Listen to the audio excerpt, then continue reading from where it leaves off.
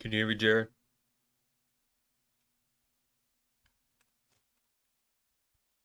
Go ahead. Can you hear me, bud? Yeah. Okay.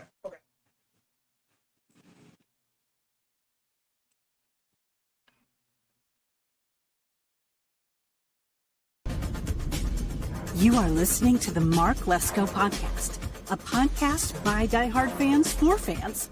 Mark covers all things Penn State football and the Pittsburgh Steelers, as well as anything related to the sports and fitness world. Tune in weekly to listen to a couple of dedicated fans talk about these topics without filters. Thank you for listening to the Mark Lesko Podcast.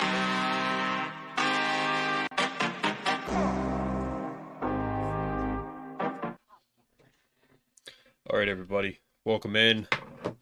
Post-game Ohio State. I'm going to have Jared on. Yeah. Jared? Yes, sir. Hold on a second. Are you good? Yes, sir. I'm good. You good? Can you hear me, Jared? Yes, sir. Can I hear you, bud? Are you good? Hold on a second. Okay. I can't. I mean, the people can hear you, but go ahead, Jared. Can you hear me? Can you hear me, bud? No? Huh.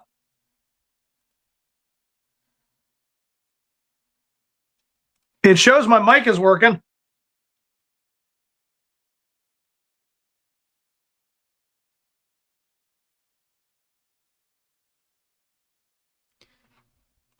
Can you hear me?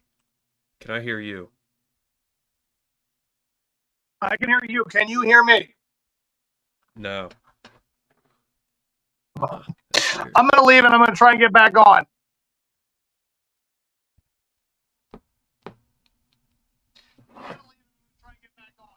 All right. Go ahead. Sorry, guys. Hold on.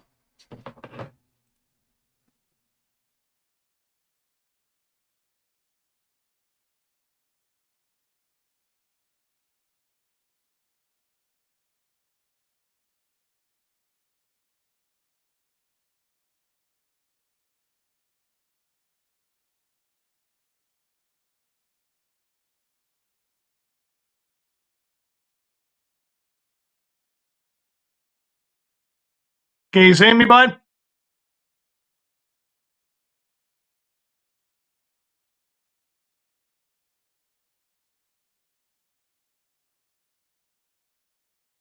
All right. Can you hear me, Jared? I can hear you. Can you hear me? All right. Yeah, I can hear you. Okay. I'm just making sure the sound's okay. Yeah, sorry about that, Yep, guys. yep. So we're doing live post game reaction. Try to get you guys thoughts if you're listening. I want to try to get this going while people are either driving home or can kind of give their thoughts while everyone's angry, which everyone is. So yeah, I'm wearing red and gray because Ohio State owns us, and therefore they kind of own this podcast. So yeah, what else can I say, man? They own us. So I mean, yeah, I'm wearing red. So I mean, it is what it is. But you know, the unfortunate thing about this, dude, is we just have to figure out. I know it's James Franklin's fault because that's what everyone goes to. The first thing everyone goes to. He is the leader. He is our coach. He's supposed to get us all ready, and it doesn't occur. So it's like, I understand that is the problem, but we also have to know what is the problem, because there's something else that is going on when it comes to us playing Ohio State. There just has to be. It just simply can't be coaching. Can't be. I really don't want to hear any other Hold on, Jared. Everyone just can't show up. Anybody playing like that, I don't get it. Like, Tyler Warren was completely AWOL. Like, I don't know where he was, like, for most of this game. I don't understand why we constantly just got bad calls. Like, we just got so many bad calls. I mean, the one with Can't say his name. Number 9 for Penn State for the unsportsmanlike conduct. Yes, we had him down, fourth down, and they had the unsportsmanlike conduct because did he step on the guy? I don't remember seeing that when they did the replay. It was. Well, I'll just say this, man. Hey, Jared, kick yourself out again real quick and come back on. You're just a little crackly, and then you should be good, all right? Okay, bud.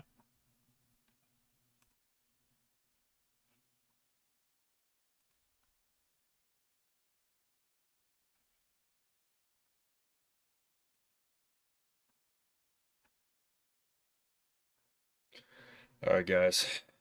Bear with us. We already got comments. Terrible. That's my reaction. Sorry about the F. That's all right. We all feel that way. All right, Jared. You can hear me okay, right? I can hear you fine. Can you hear me fine? Yeah. It's a little crackly, but that's okay. Okay. Well, our podcast is going just like how this game is going. Yeah. Yeah. But yeah, that was Elliot Washington. Overall, like that was an unnecessary flag. I mean, it wasn't really taunting. I mean, the refs were horrible, but I said that going into the game, man. Like we're not going to get calls. They're going to get calls against us. I mean, they overturned that fumble. I mean, that's that's so bad. I mean, the game was a joke overall. Like the refs were terrible. The play calling was terrible. I mean, like I said, we're not going to get calls our way, so I'm not even going to I don't even really care about that. I know you can say something about it, but I don't even really care about that because I knew that wasn't going to happen. Penn State just needs to win at the end of the day, and I mean, the overturned fumble, the taunting, it was so bad, and we were getting held the whole game. I mean, at the end of the day, Ohio State won on the road. Like they were down 10-0 and they won. Like that is that's a joke, man. Like I can't help but laugh. I was messaging Brett, and he said that I kept sending him laughing emojis. He said it was making him mad, and I understand, but like I can't. That's all I can do, man. I can just laugh. It was a joke. I mean, we were first and goal, and we don't score. Like that is a joke, man. Like that's so bad. That is the one thing I can say about Penn State that is on us in the sense like we did everything we could to kind of keep in this game, but we were constantly getting yanked back by the refs. Like it was a lot, dude. It's a lot to digest when it's clear that one team was getting favored by the officiating, but like you said, you have 4 opportunities to go 9 feet, 3 yards, 9 feet, and they just refused to punch it in. Like I don't know what else to say about it and it's not that you look at the quarterback competition between Will Howard and Drew Aller. Again, you had the first series for Ohio State be a pick 6, and you were up 10-0. And you had the home crowd. How do you not sustain any kind of momentum? That next series against Ohio State, oh my God, dude. It was abysmal to watch that. 20, 30-yard catches, and it was like they went down the field in like 2 minutes. Like, just went down and scored. Because, again, it's just like, where was the defense? Like, all these different things that go down to why games just do not find any which way to go right, it doesn't. I'm not saying that you're basically scripted for it to go the other way, but it certainly makes you wonder how many times can Ohio State somehow do this? They are never, ever in a position to be down or to be the worst team. Like we are constantly finding every which way to get them big plays. Somehow the holes are there because there's holding, because no one's calling them. Like, there was a lot of things that went down today that went their way and not ours. And again, that's really what it comes down to. And now, the only thing that's keeping me from basically just ripping the dang jersey off and throwing everything out is basically they extended the playoffs. There's a very possibility that we will see them again. And I'm telling you right now, but so with your What did you do before? Were you on a different Wi-Fi or a different device? No, bud. I was on my tablet and I switched over to my phone. Okay. Are Am you I on still Wi-Fi crackly? right Am I now? still like? Yeah, I'm on my own Wi-Fi. All right. You have do you want me data, to try to right? move? Yeah, I mean, do you want me to try to move somewhere else to the house? Try to move. Yeah. Okay. Yeah, just so it's not so crackly. It is what it is, man. Like, I'm gonna play Franklin's press conference here. Okay. Huge play in the game. We only scored 6 points on offense. We scored 7 points on defense against a really, really good team. Are they good on defense? Yes. But do we got to find ways to manufacture so we're getting Franklin in right now. There's no doubt about it. So we didn't get it done. Give them a ton of credit.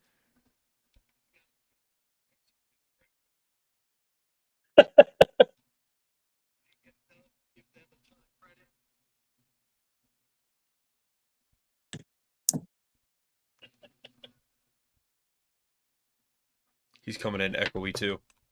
Someday. All right, thanks. Cost 22. And I open up to questions. James, on your left. Cost 22. I don't know his name, but he's.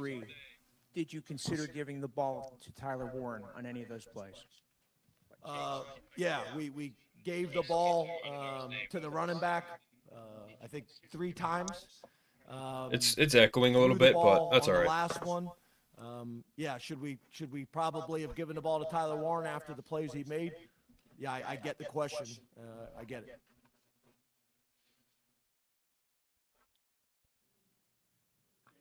I'm sure part of the decision to go there on 4th down is that you still have 3 timeouts and you could pin them really deep. This was like a 5-minute press conference. That was it. Your defense that had been playing relatively well throughout the game, that it wasn't able to stop them there. Yeah, not only that, you could get a safety and get the ball back, which puts you in position to win the game. Get a 2-point safety and the ball back, 3 timelouts.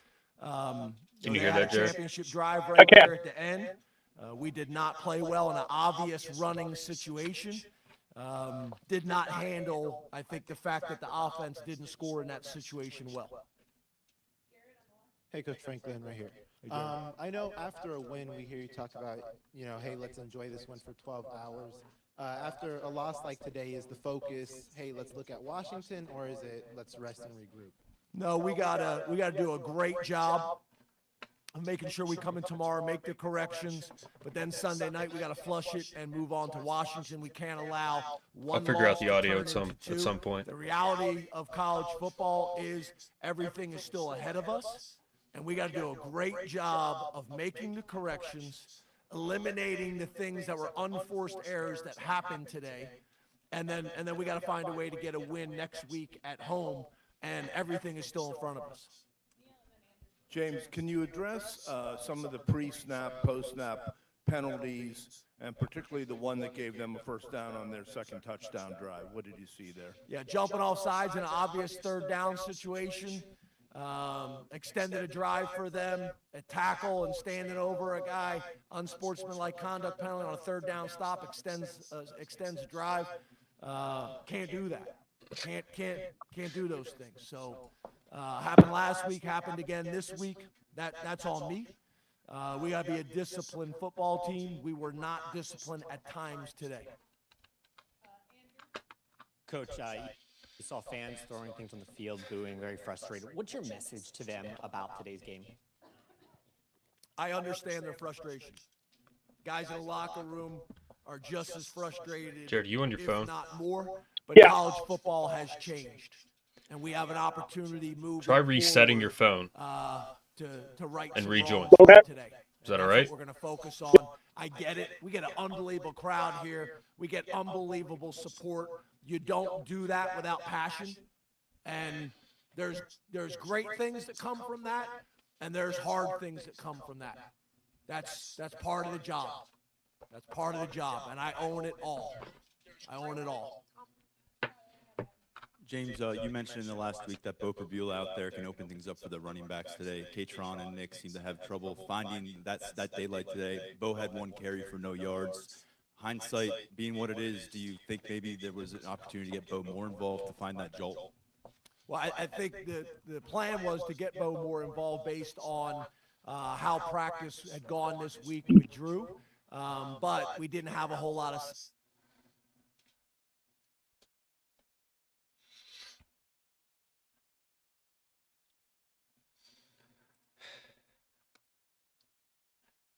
Sorry for the loading, guys. Success when he was in there. So I think that probably played in a part of it. When we didn't have a whole lot of success when he was in there, we got away from it.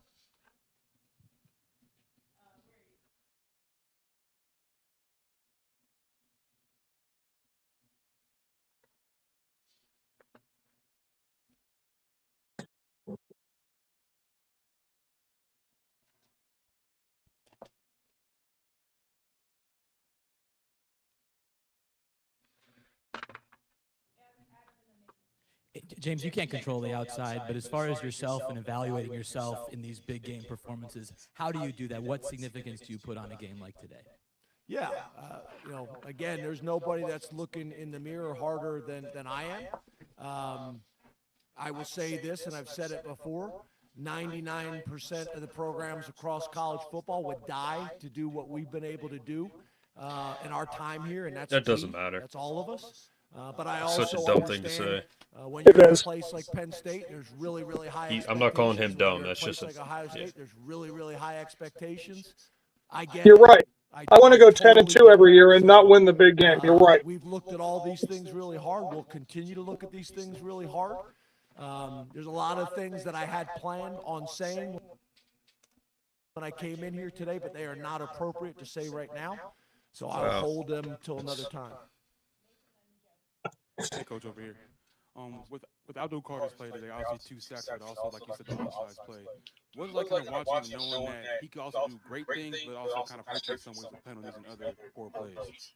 Well, right now, in this setting, I'm going to focus on the positive things he does, and he's an impactful player. We'll make the corrections, in the locker room, and we'll make the corrections in the meeting room. But he's a big-time player.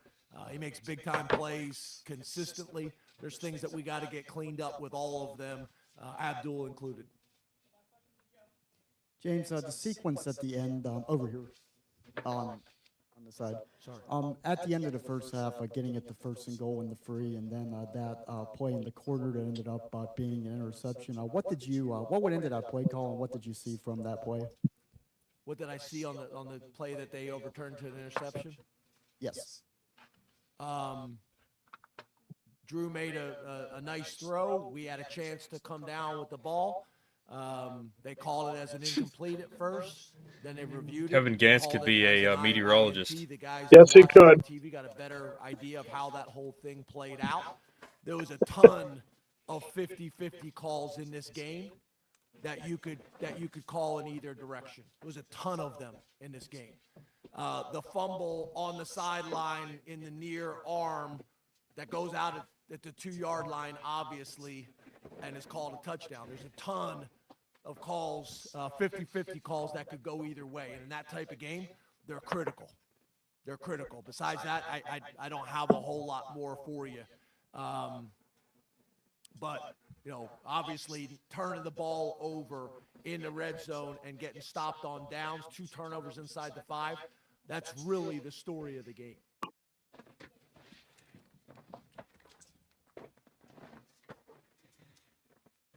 He just got up and left. He just got up and left.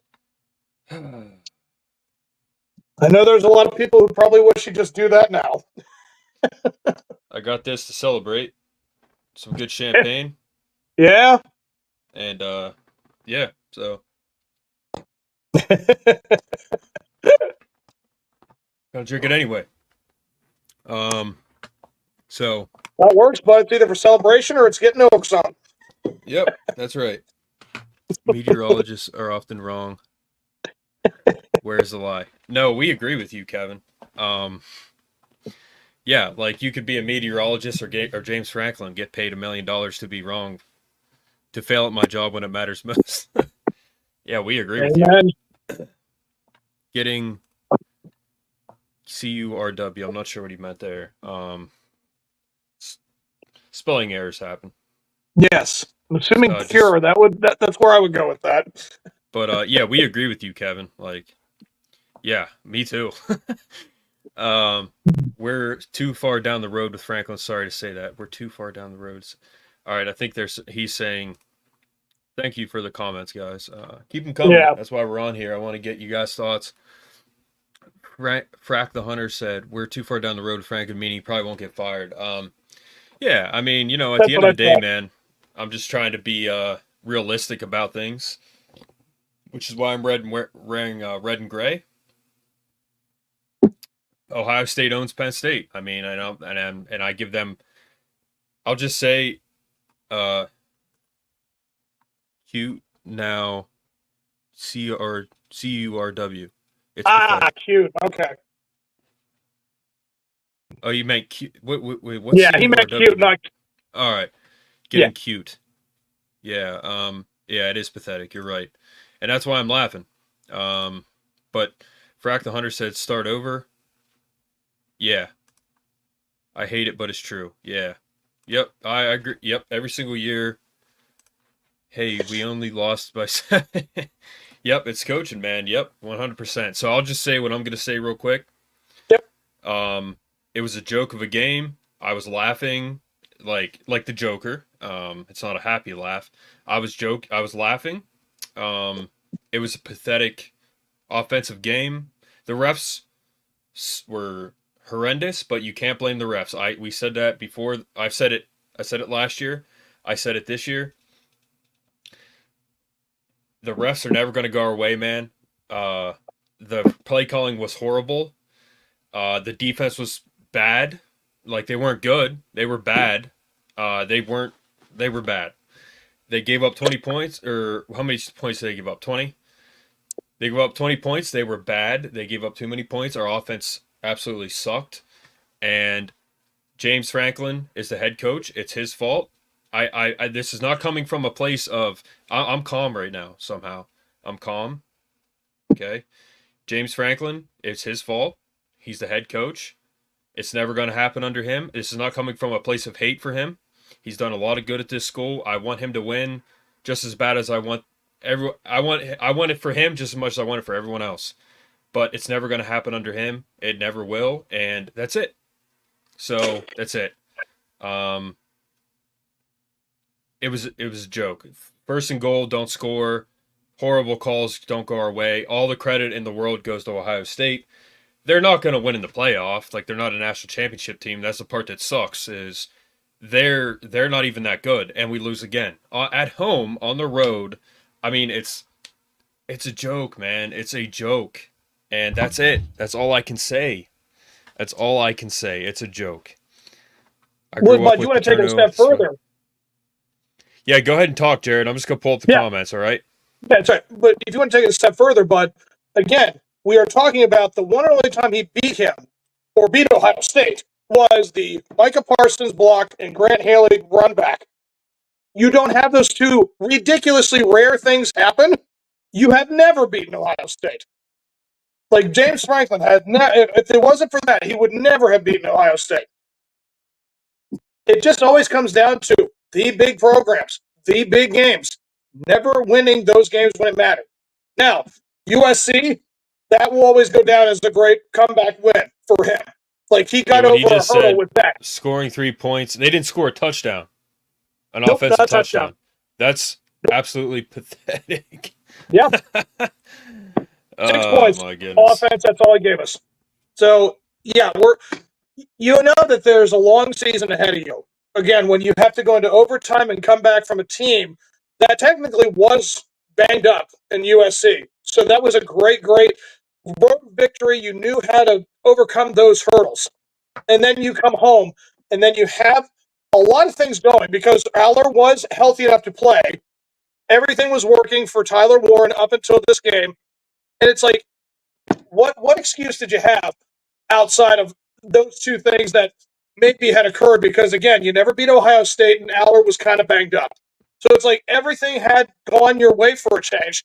You didn't have any reasons not to go into that game to win. And then you watch what happened. Like, everything that went down with that team offensively was either a big run when your quarterback has more rushing yards than your running backs with Singleton and Lee. That's a big problem. Because, again, play calling just was not there. Talent.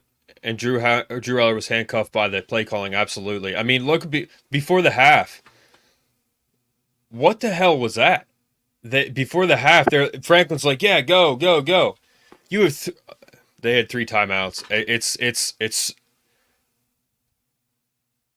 Okay, I have to wonder, man, like what the coaches are thinking. Like Franklin, like go, go, go, go, go. Yeah. I mean, does he want to lose? Honestly, I don't understand it, man.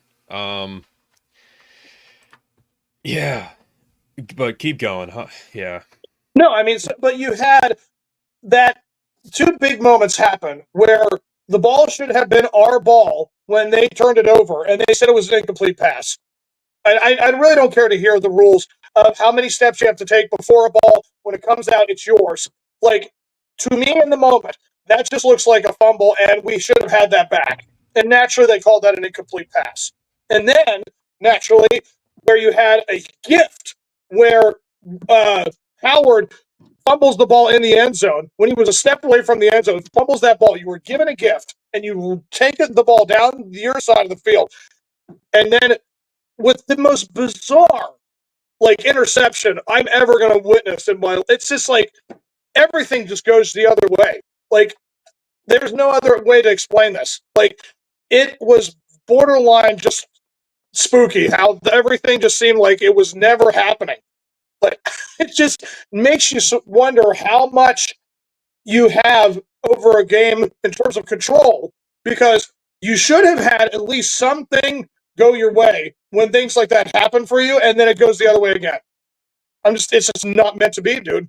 I keep bringing up all of the history with Penn State where you have so much great discipline, so much good defensive play, and it's like every time Ohio State comes in, it's like all of it's gone. I don't know what it is. It doesn't even matter what era. It doesn't matter what it is. Like, what was the last time we beat that team? Beat them? Like, what was that, 94? Like, honestly, I'm really trying to look at the time where we faced Ohio State and we just beat them. 99 technically. Okay. Yeah, you're talking 25 years of basically ownership. I don't even know how we're allowed even in the pool, dude. It is basically like it is Ohio State's community pool, and somehow we think we're allowed to dip our toe in it. And it's just like, obviously, we have no business being in it. I mean, if that's where it comes from, like we are just constantly thinking that we have things that we're going to be able to be competitive.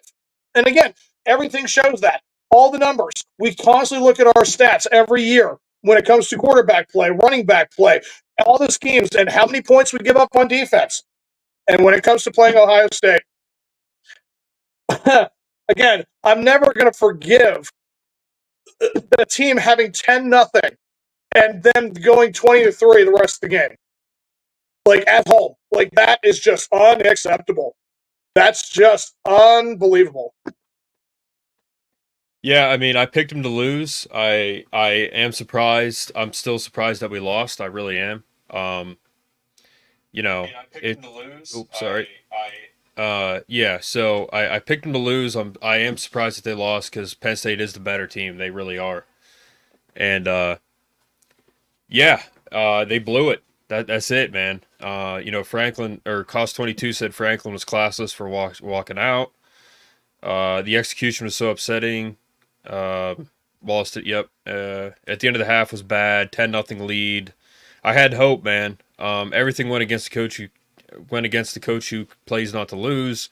In 94, we won 63-14. Yep. 99 was 23-13. Yeah. So 99, technically, we won, like you were saying. We won, but I'm saying you see the other score. It's like I'm saying, when was the last time we beat them down? I'm just saying, I would love nothing more than to see a time in my life where I was only 7 at the time. But I'm saying, can we just see a game where Penn State is the better team? It's not a question of can we hang with them. It's not a question of do we look like we belong in any way, shape, or form. It's just constantly this look of like, how you going to blow it this time? Like, now that's what it is. As of this moment, like, I know that we've seen it for 8 straight years, but it just seems like we're a constant, how are we going to lose this time? I mean, that's just what we're all going to be thinking when we go into a Ohio State game. It's like, gee, we could have everything going. The whole team could be decimated. They could bring on, like, the community, of Ohio community to play it for their whole team.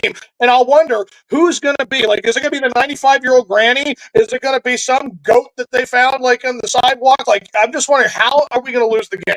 because it just seems like no matter what they have going, no matter or what what we have going, they're just not going to be the better team.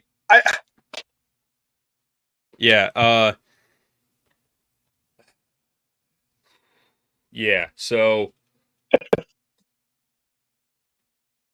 like I said, I'm coming from it. First of all, if you guys are listening, thank you for tuning in. I'm wearing red because Ohio State owns us. I'm sure that makes some of you mad, but you guys understand where I'm coming from. I'm as diehard of a Penn State fan as it gets. Penn State is in my blood, and I'm wearing red right now because why not? But if you guys are listening, we're trying to get to 500 subscribers. Please like, share, subscribe. Subscribe if you haven't. Please comment. Please continue to tune in. I'm trying to get this channel to 500 subscribers and beyond to get monetized. So thank you guys for tuning in and commenting. I appreciate it. I really appreciate it. It's good to have everyone on. But yeah, Jared, we literally played down to them today. It's so sad. We had every advantage. And here's another thing too, man. Tyler Warren didn't get the ball. Like, that's another thing. I'm like, I mean, I honestly wonder, is the coaching staff trying to lose the game? And it comes down to Franklin because he's the head coach. And again, this isn't coming from a place of hate, or I'm not the biggest fan of his, but I don't hate James Franklin. I want him to win just as bad as everyone else. Because deep down, he's a Penn State fan. But it's like, are you trying to lose the game? Tyler Warren, every time he touched the ball, he was phenomenal. And they got it to him, like, what, 4 times? The whole game. Maybe. Like, they didn't have a single touchdown in the whole game, dude. They always make Ohio State look better than they are. I don't... And this is what's so frustrating, because Ohio State fans are going to talk a lot of crap. They think that we're just a doormat to them, even though it's not true. We always hand them the game, man. We like pretty much every single year, except for the blowouts, we've given them the wins. Rather than them beat us, we lose. It's like we kind of almost hand them the win, and they're lucky to get away with the win. That's a fact of the situation. So again, that's the part that's so frustrating, man. And Gus Johnson was so biased; it was unbelievable. Right. World famous Ohio State Buckeyes. The thing I'm talking about with this whole entire season right now is that we have the 12-team setup. This is the only excuse I'm taking, either from Penn State or NCAA, whatever they want to try to give to Ohio State. It is basically, they're the Alabama of North. It is like, heaven forbid they should ever have a 2-loss season or more. It would be unprecedented for all of college football for these two teams to never, ever be in the conversation. Could you imagine in a 12-team playoff where Ohio State and Alabama would never be in it? Can you imagine that? Because I can't. Yeah, you know what I'm saying? Like I said, the referee crew was definitely not fair. I mean, it was weird, but you can't use that as an excuse. Yeah. No, but I'm just saying, like, you just look at like how this entire like landscape is, and it just seems like no matter what is going to occur with college football, Alabama or Ohio State or both have to be in the conversation every single year, no matter what, without fail. Mm-hmm. Like, I'm just saying, I could never see a time where those two teams are never going to be in the conversation. So it's like NCAA, like whatever's going on in this entire organization, like, are we just basically saying that it's okay to lose a game because we know we're going to be one of the 12 teams and we need to keep Ohio State relevant? Like, yeah, that's what scares me. Like, it's just like, can we just not be in this position where it's like, can we not be the team that actually wins something? Like, again, it's always coming down to these decisions, these bad play calling, and everything that James Franklin throws out. It just seems like, well, this wasn't executed properly. That's on, he said it's on me. It's like, we all know it's on you, dude. You don't have to admit it. It's not the question of is it on you. It's a question of why are you not trying to not make it on you? Yeah, it's also the fact that he said it's on me. I take full ownership. That's bad for him because he's saying this terrible stuff is on me, and it's like, okay, so you're saying you don't have any common sense when it comes to game day, because he just proved again today that he's a horrible game day coach. I mean, it's common sense stuff, man. It's embarrassing the way because. I'm always gonna defend Penn State. I put up some shorts this week on YouTube and TikTok, and people were going after me because I said they came after us in the scandal because Joe always did it right, and they were calling me a pedophile enabler, and they called Joe all these terrible names. I probably shouldn't say them, but they called me and Joe Paterno all these terrible names because I was defending them, and it's a joke because they don't know the facts of the situation. But and at Ohio State, they were going after me too, and it's like it just never ends, man. It never ends, and it's people are going to talk crap no matter what because we don't get that respect. Those are two separate things, the scandal and Ohio State, you know what I mean? Like, those are two different things, but you know what I'm saying, man? It's like, we're never going to get that respect. But, like, with Penn State, dude, again, there is no reason why anyone should be thinking, like, that has anything to do with these circumstances as of right now. Now, listen, everything's a part of life when it comes to how things go down. Believe me, you and I were here in this area when we saw it happen, in the sense we saw what happened, went down, and the whole thing broke, and how long it took to get over. I mean, I remember seeing the process, dude, and it was abysmal. Like, and don't get me wrong, there's no way I'm defending any which way of what went down and occurred in that particular circumstance. That was, to me, one of the worst things I was ever given knowledge to, or what was told to me. Like, when you find out these reports, what was thrown out there and what is right, what is wrong, again, it doesn't matter what is all true and what is not. The fact that it was even a thing that happened in this lifetime is despicable. Like, and I will never, ever champion anyone who thought that that was okay to either get over, try to cover up, or whatever that was the circumstance. No. I mean, I put myself out of that with it. Like, I've made my peace with that.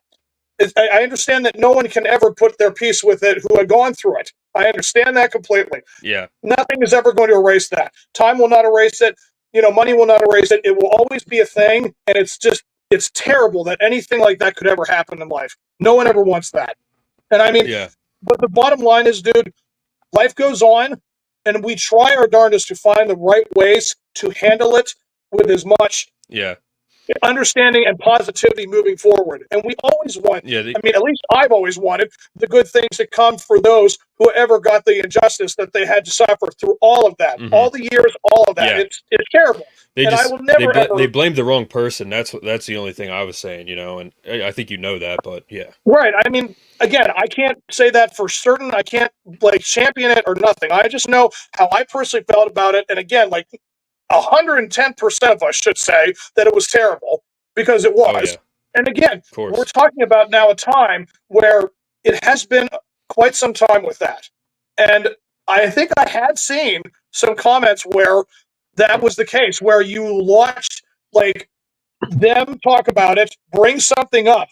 I remember, I don't know if I saw something in passing, but some comment where it was like, I saw that, and I'm like, oh my gosh, is that seriously, like, we're still being talked about like that outside of the area? I know.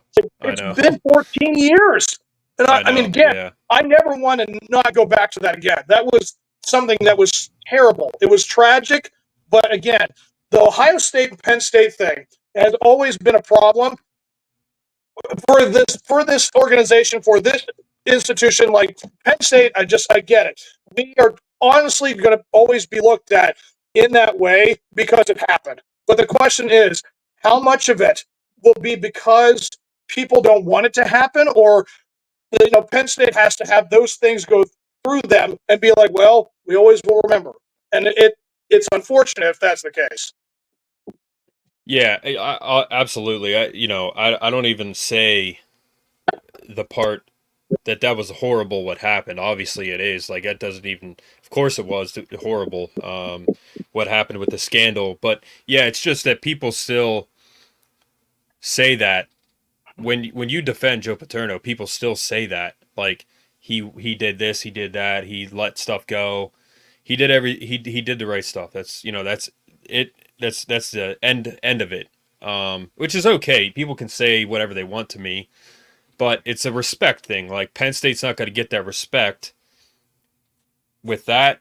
Like, we're always going to be called that, first of all, and we're not going to get the respect with Ohio State because we never beat them. But Brett, Welcome, man. We were just kind of talking about you saw my TikTok, Brett. People were going after me because I said about the scandal and everything. Of course, Yeah. I mean, what else are they going to say? But yeah, so thanks for coming on, man. I think you got some time to cool down, understandably. We all did. But yeah, how's it going? Family, but they weren't. I went to see my nephews, and they weren't even at my dad's house. So I was there for a few minutes and then left. It's more important than talking about another loss. That's for sure. Yeah, I mean, I planned on talking at some point. I just, it's unimaginable. I have no words for the. Nothing beats the red zone trip, dude. Like, there's no.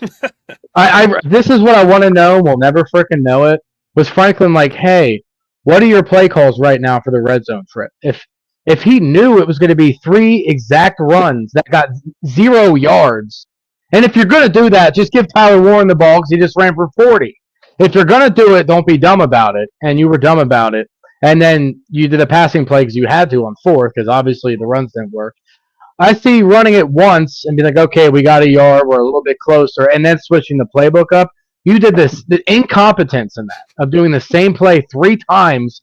And like I thought I was watching Yursich out there. Shotgun, bro. Shotgun on 1st and goal. Shotgun every play. It's like, holy moly. Unbelievable, man. After Tyler Warren pushed the dude into the ground to go 40 yards and Cleo Dinkins blocking the hell out of a guy, you're going to do that and get 0 points. 2 trips in the red zone to like the couple-yard line, and you get 0 points. Yes, the pass to Wallace that should have been caught, but then was intercepted. One of the luckiest interceptions you'll ever see in your lifetime. Mm-hmm. So that one I can take back because of the Will Howard fumble. Those kind of cross each other out, right? They knock 7 points off the board for both teams, really. And then you go to the red zone to tie it up, and you can't do it. Like, you can do it. You just did stupid play calls. So I after that, I was at my friend's house. I walked upstairs and didn't watch the last 2 minutes because I knew it was over, and we all did. So I couldn't watch the last 2 minutes. It was just too much for me, and just unbelievable, man. Our defense played good enough for us to win, and our offense could not score a touchdown on offense. Without Zion Tracy making an incredible pick-6 play, we lose by 2 scores. So, yeah. Yeah, for those of you that are just tuning in, we appreciate your comments. Keep them coming. This episode is blowing up right now. Like, share, subscribe. Trying to get to 500 subscribers. Thank you guys for tuning in. And all of you can relate. Brett and I, and I'm sure Jared was too, but Brett and I were very, very upset. And Brett was very upset, and, you know, he almost didn't come on, and he's still on. So just... You all know how that feels, and we're on here talking about it. Most of you probably are not able to talk, or you've broken a bone by now. But yeah. So Kevin Gantz, he knows because he was there in 2003, 2004. He said, but illicit, whoever. My only issue is if Bo was practicing for possible start, why wasn't he in more with how they? Luckily, it wasn't 6-4 like homecoming against. Yeah, I was at the homecoming parade for that game, Kevin. I remember that game. Zone defense works, Zion. Yeah, so yeah, man, the play calling was horrible. And Brett, you notice I'm wearing red, right? What's that? You notice I'm wearing red? Oh, nice. And not for Ohio State. Did you listen at all before you came on? No, I wasn't able to. All right. Why do you think I'm wearing red and gray right now?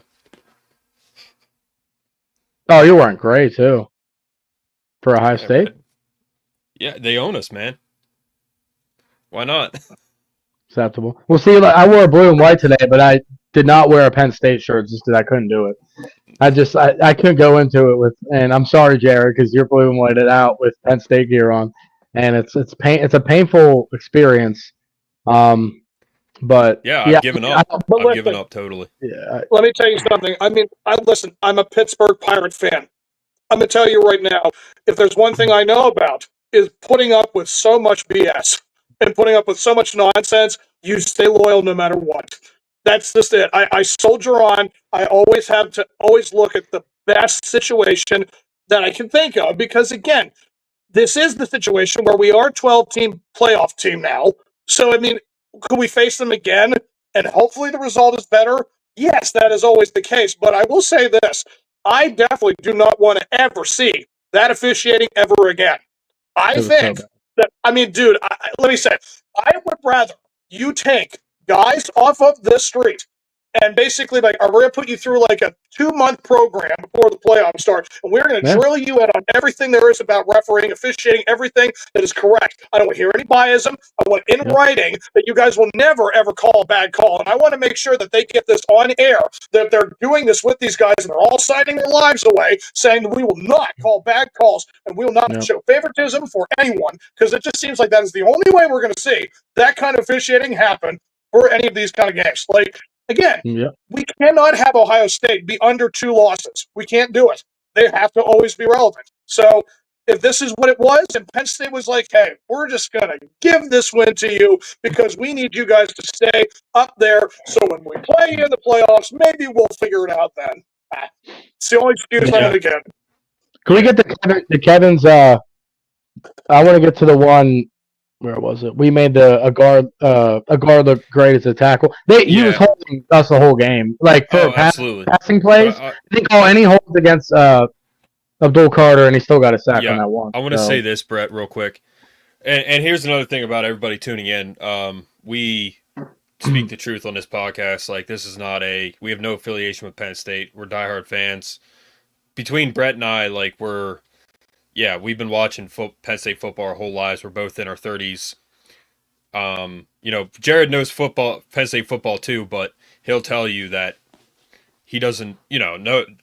Jared, you don't know as much as us about Penn State. You're a diehard Steelers and Pirates guy, but we're the Penn State guys. But we're not going to sugarcoat anything on this podcast. This is all, so. I was a kid at 7 years old watching them play in the Rose Bowl. I've been following Penn State ever since. That's 30 years.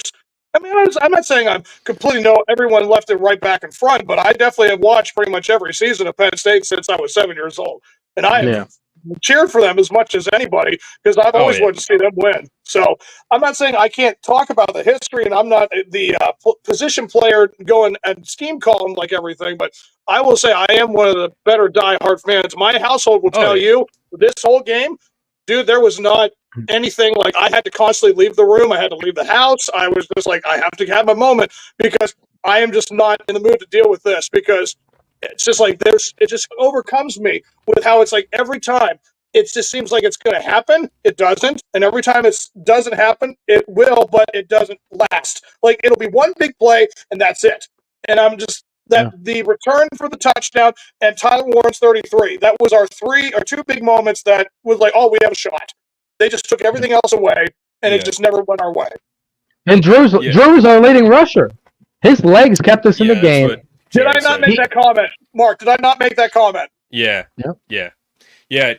So we made a guard look like a great great tackle. They were holding us. Now they had literally a Scotch taped put together offensive line, Ohio State, and they still pretty much dominated our defense. I know they were holding. The run blocking. Brett, of course. The run blocking, they did good. Yeah, they did good in the run blocking. Part of it that Ohio State just comes in. I mean, I'm going to pull Pedro Martinez right now, Red Sox versus Yankees. Ohio State's our daddy. They are, man. They are. I mean, I hate to say it, but they are. I mean, make a T-shirt out of it like they did. Kotelnicki was supposed to... I was just going to say, the sad part is last year, like, it looked so bad we knew we didn't have a chance to win. This year, we played pretty bad on offense and still, like, should have won the game still. So, like, that's the different part of it is Ohio State is our daddy, yes, but, like, we, like, let them be our daddy. Exactly, yes, yeah, exactly. We let it happen. Have we scored a touchdown the past 2 years against them? No, right? We had 4 field goals last year. Not offensively, no. And we should have twice this game. But again, thank you guys for commenting. This episode is totally blown up. We've gone up subscribers already just from this one episode. But Kotelnicki was supposed to be an upgrade from Yurcich. What's the common denominator? Franklin. I'm gonna get your thoughts on Brett. I'm gonna just give me a second. If anybody ever claims, I'm not gonna read that one. The American Dream. Make millions and suck. Again, he's like a meteorologist. Abdul ran himself out of the play on multiple occasions. Same with Rojas. Disappointing. Paterno was the greatest of all time, and that's it. Yep, that's absolutely right. I'm always going to defend Joe Paterno because that's facts. This is the one. Here it is. First and goal to 3. Drew is 6'5". Exactly, yes. Exactly, Kevin Chandler. Thank you. Common sense. Imagine that. Wow. We could all be offensive coordinator. Huh? For Tyler Warren. Just let him do it. He just ran for 40 yards. You can't get free? Yeah, I know, man. Like this goal line, that goal line offense, that's the epitome right there. If you want to take one drive and say this is James Franklin as a coach, and again, this is not coming from a place of hate. I don't hate the man. I'm not the biggest fan, but I don't hate the man. You want to take one drive, Penn State, James Franklin football, that's it right there. Okay? The only time we've beaten Ohio State was off a fluke block that literally was a penalty. It was a penalty what he did. Marcus Allen, what he did was technically a penalty. They got away with it. They got the touchdown. That's the only time we've beaten Ohio State. That's it. So, yeah, man. But, Brett, what's your thoughts on Franklin? Has your thoughts changed at all about Franklin right now? Yeah, so something's broken, and if we got an offensive coordinator for this game and it didn't change anything, then something's seriously wrong. Because Kolnicki was doing very good all year until this game happened. So who was in his ear? Was it Franklin? Or was Kolnicki just that bad today? Like, I don't understand. Franklin might need to go at this point, to be honest with you. I don't know who you're going to get, but you might want to go shopping. Yeah, it might be a common sense guy. So it might be a long hunt when you're like the shopping might take a while, to be honest with you. But and I don't hate Franklin either. I mean, there's a lot of stuff I don't like about what he's doing. I mean, when it comes to the big games, but I mean, there's no reason we were up 10-0. 10-0. And then they come back. I had hope, man. Right, I swear I had hope. I had so much hope. At the same time, this officiating crew needs to be investigated. It needs to be physically investigated. The only call that was right was Will Howard. I thought they were going to pull that one back. When Will Howard fumbled, I thought they were going to be like, "Oh, it was out at the 1." I know, me too. I would have went home because I was not home. I was at my friend's. I would have left and never watched the game again.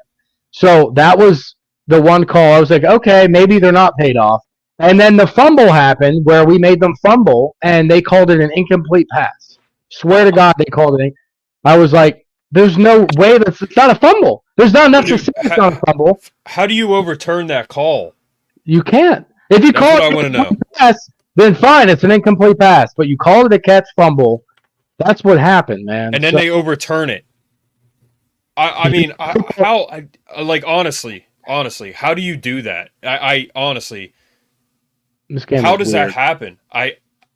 No, I don't. But Brett, we said it, man. We said it. We're not going to get calls. We knew that.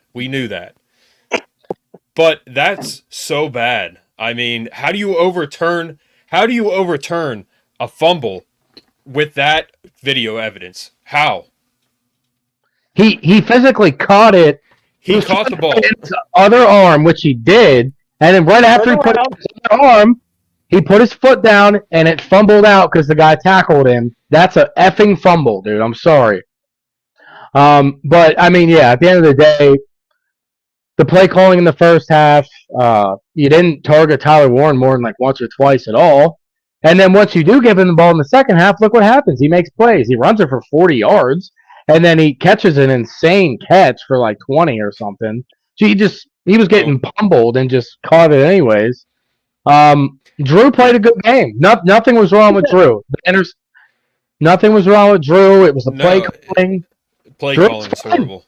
Drew kept us in the game as much as he could. You can only give Drew. A quarterback like him can only do so much.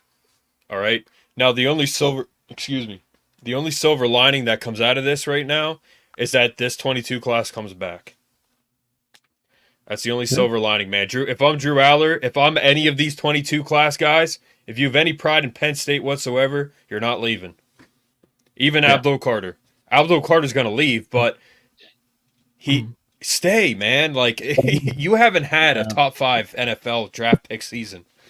And as bad as the defense looked in a lot of the game, you only let them score 20 points. So, like, that's a good job. Oregon let them score 30, right? So your defense gave your offense plenty of chances, man. So many chances to get it going.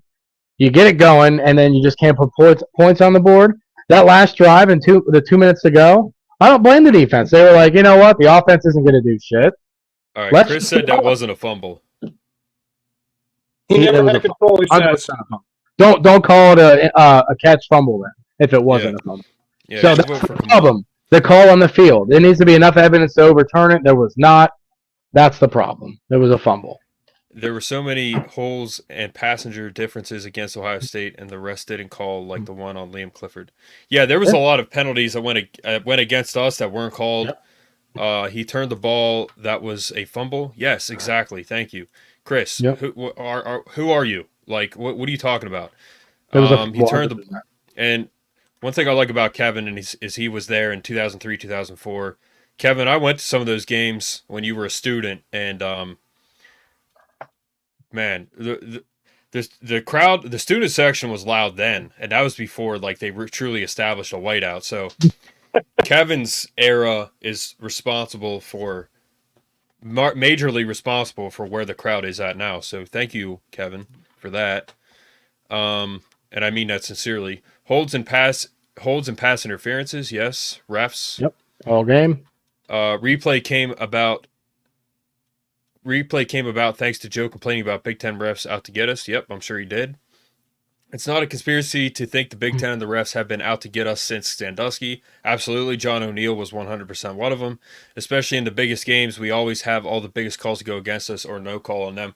John O'Neill was sitting at home right now with his Joker mask on laughing because he hates Penn State. I was at Michigan in 2005. That sucks. I'm sorry to come out. He's doing the Kamala Harris laugh. Actually, that's what he's doing. Well, I just said Chris is a Kamala voter, but I don't want to go there too much. I don't want to. Yeah. I don't want to. He's doing the. They came to my door today, man. Who? But I think the bottom line is what we have here. Yeah, the we blue have team. a head coaching problem. Like we can say what we want about it, guys. When it comes down to it, is we have the players, they have the talent, but they just do not have the play calling with coaching. Like, it's always coming back to it. Like, if you want to try to find any way to blame the officiating, because, again, that was a lot of blatantly bad calls, but it's just like every time we seem like we're getting somewhere with coaching, these big games always seem to have questions, and they always come in at those moments. So it's like that's always the obvious problem with this team. The coaching needs to be addressed.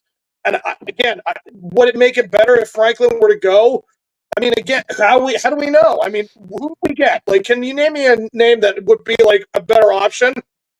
That's what I said. It's a long time shopping for one, but yeah, but I first of all, we have Pat Kraft. Okay, we had Sandy Barber, who was bad. That's all I'm gonna say. She was terrible. And it's not. Yeah, she was bad.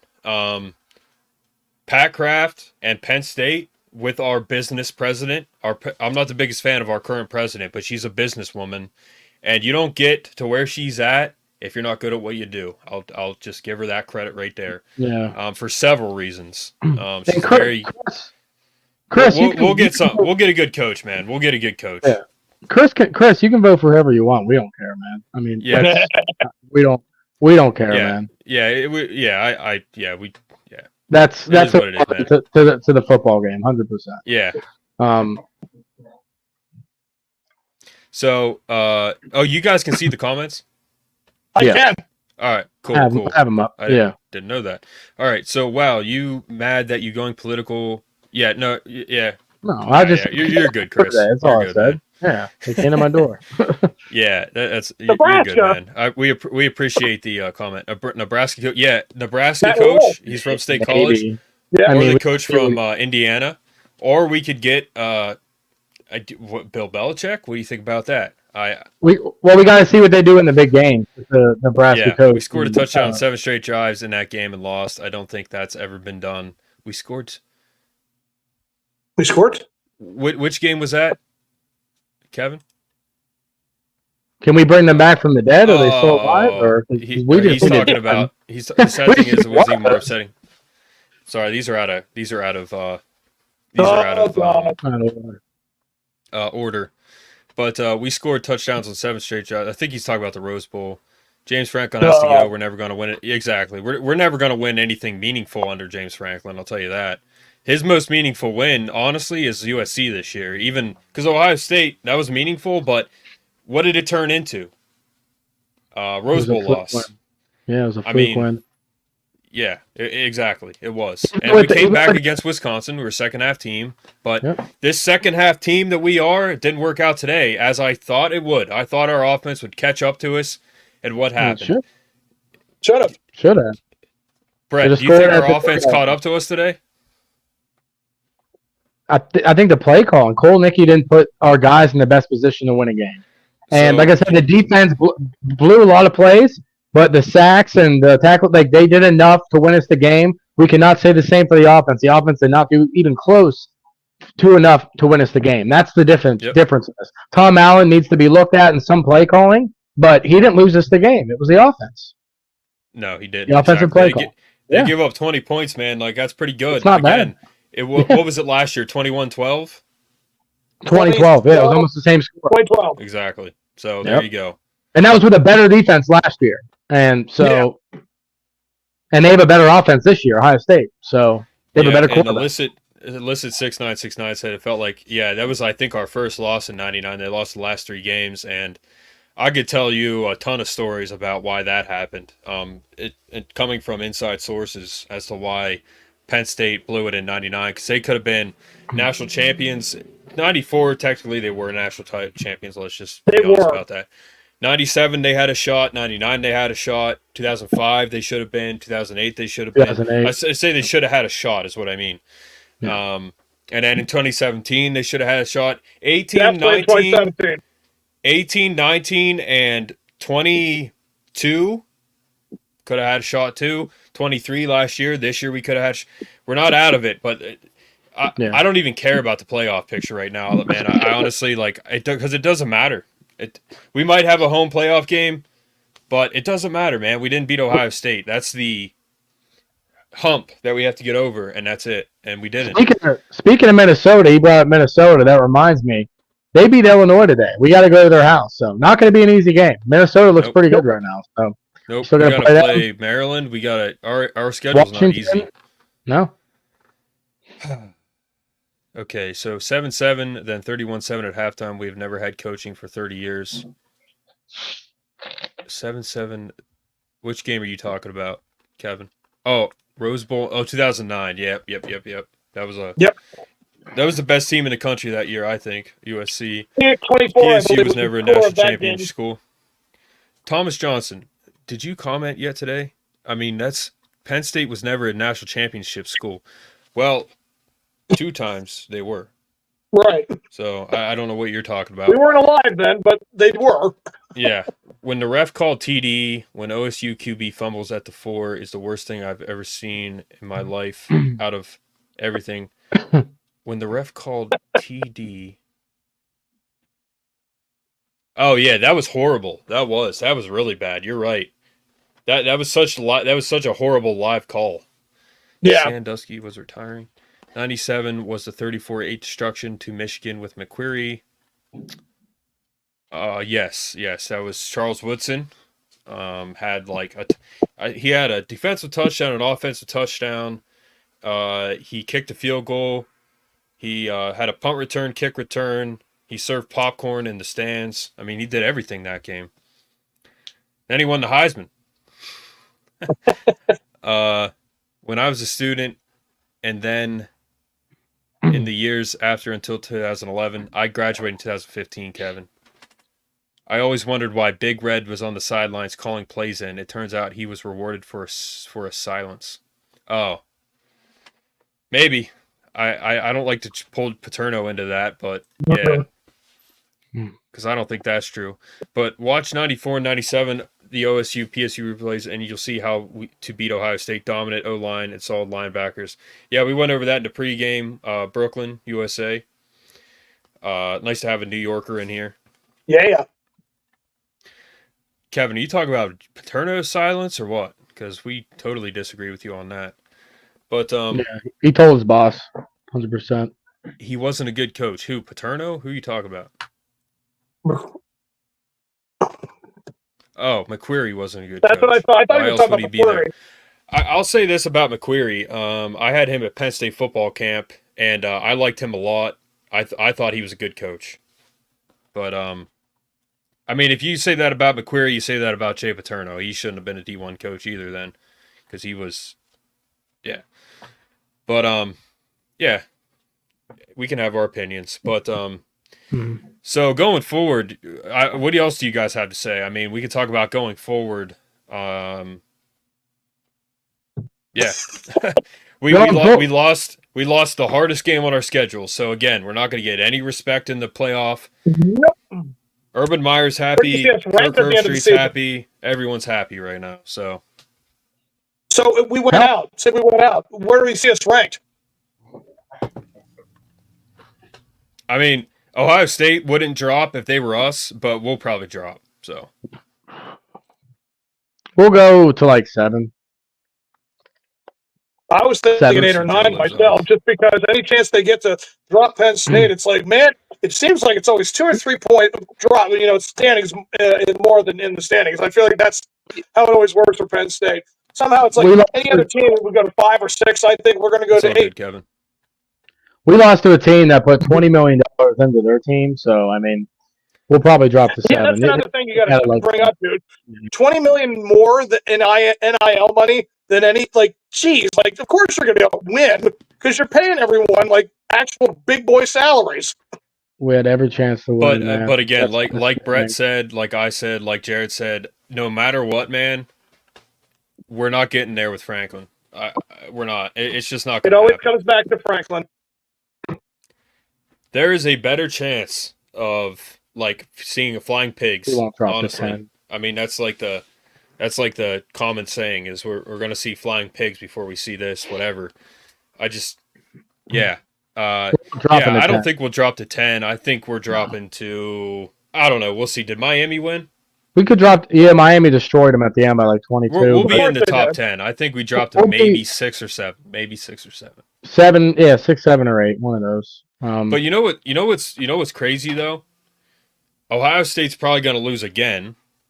Oregon will probably lose at least once, and it means nothing because we lost to Ohio State. So can we all just say we want to see Indiana gut Ohio State? That would make my day. Oh, wouldn't that be so much fun? Day. A basketball team beating a football team. I would love that. Amen. Please let that be Indiana. A thing. That's a basketball team that's playing football. Is it at Ohio State or in Indiana? Yeah. I mean, they could drop us to 10. There's only so many undefeated teams left. Yeah, where is that game? That far. Is it in Indiana or is it Ohio State? Might be at Ohio State. Let's check it out. Oh, please. Yeah, thank you guys for commenting and stuff. We already went up subscribership just from this one episode. This episode is blowing up totally, so keep commenting. We're going to pull all your comments guys. up. This is fun. If there's one positive thing we can take from this, we're all enjoying ourselves, just getting mad at them. Yeah. So the Indiana game is at Ohio State, so that doesn't help. But Indiana doesn't care where it's at, man. They got some dudes. I mean, they're a good team. Yeah. Very good. And we are on Rumble too, guys. You can tip us on there if you would like to go there. Also, we're on Rumble. That's kind of like a free speech YouTube. But yeah, so put statue, rename Beaver to Paterno Field, then we win. Yeah, you might be right, man. You might be right about that. John Haversack said, "Curse of Joe lives on." I mean, I agree with you. He may have cursed the team, and rightfully so. They could call it Buckeye Field at this point. I mean, I'll tell you this. I think we need to miss IU. I think we need to reword. He's with the big boys now. He might. Sorry, Jared. Listen, go ahead. It's okay, but Penn State, Ohio State may own us, but I really think we need to be correcting ourselves. Ohio State owns James Franklin. Let's really put it where it's at. Like, I mean, that's I would love nothing more than to say every other quarterback, Trace McSorley and, Matt McGloin, anyone who was ever a part of like that bad track with Penn State and Ohio State, but it's like, dude, that's how it's always going to look because Ohio State is always going to be. Yeah. I mean, James Franklin is owned by Ohio State for sure. I just want to point that out. Yeah, go Hoosiers, he said. Yes, go. Let's go. I'm a Hoosier fan now, 100%. They might be my first team. They might be my first team right now. But just look at these stats. Brett, go through the stats here. All right. I'll scroll when you want me to. Yeah, Drew Aller, 12 for 20, 146 yards. Not the best day, but his guys weren't getting open. Last year, pretty much. That was the score last year. Yeah, the garbage time touchdown with Caden Saunders. His guys weren't getting open. Anthony Donko being hurt didn't help because he was getting rushed a bunch on the right side. Tyler Warren, 3 carries for 47 yards. That one to put us in the red zone was probably 40 of those. Drew Aller killed it on the ground, 10 carries for 31. That's with sacks taken out. So really he had like 50 yards rushing at least, and they took out the sacks. I hate how they add sack yards to that because that should be a whole separate category. Maybe in the future it will be. Katron Allen, 12 carries for 27 yards. That's not going to do it. Singleton, still playing hurt, obviously does not look the same in the running game. In the passing game, he's great. He was our leading receiver today. That will show you here in a second. Singleton, 6 for 15. That's not going to do it. Bo, 1 carry for 0 yards. Singleton, 6 receptions for 54 yards, leading receiver. Tyler Warren, 4 for 47. Harrison Wallace, 2 for 45. Could have had 3, would have been a touchdown. I'm not going to blame him for that catch. It was a good throw. It was good defense, but should have held on to that.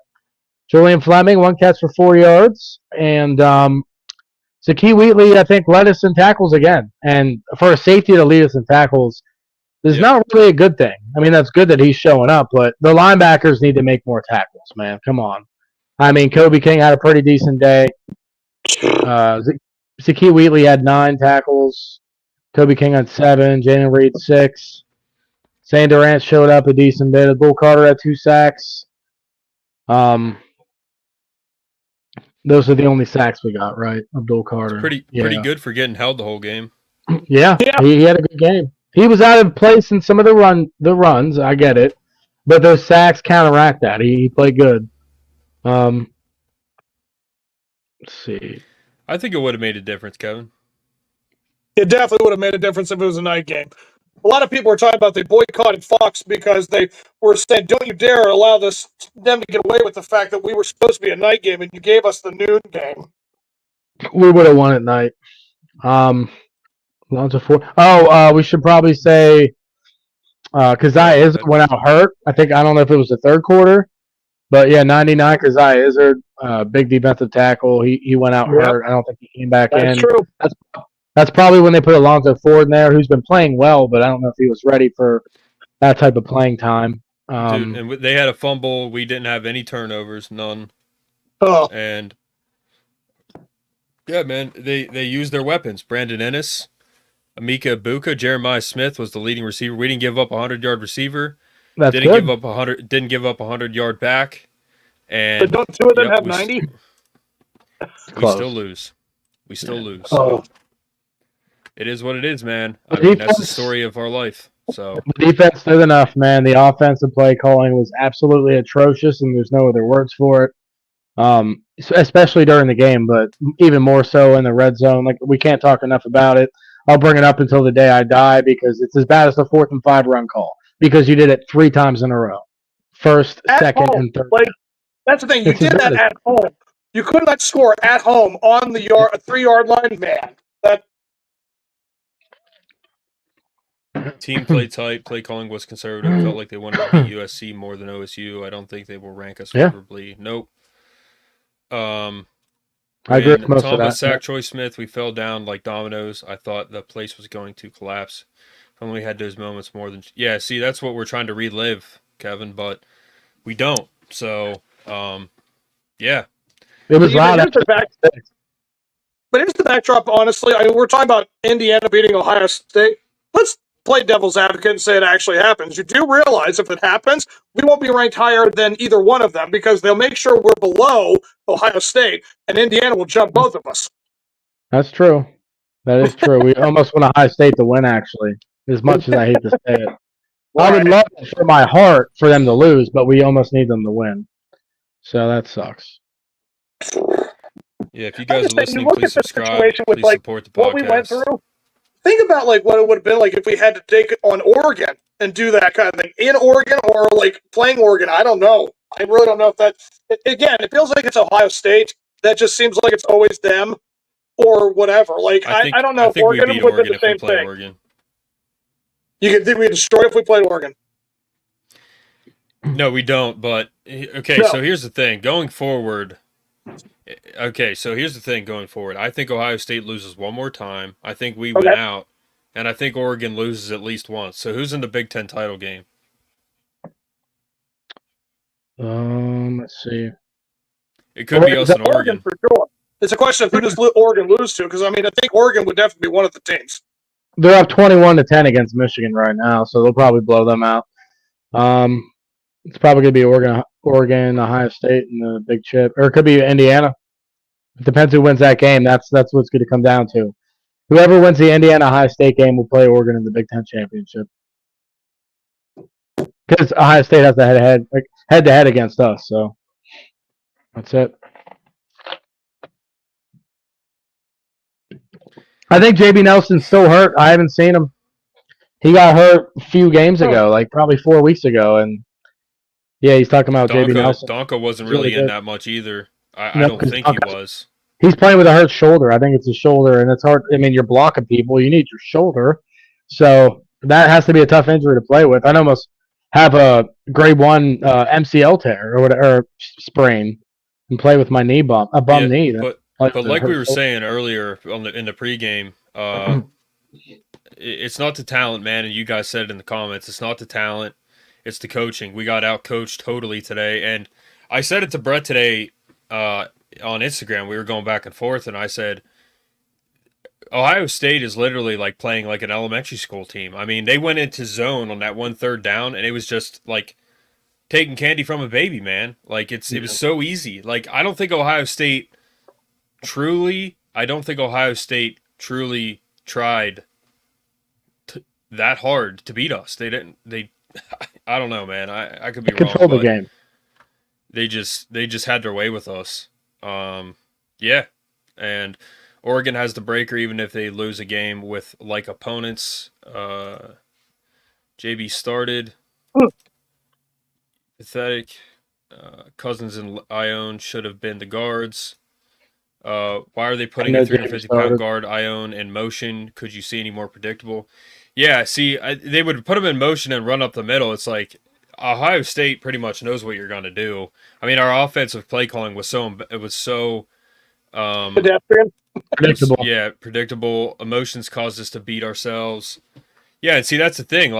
We choked again on offense. We choked, and first and goal. Again, it's the same song and dance every single year with James Franklin.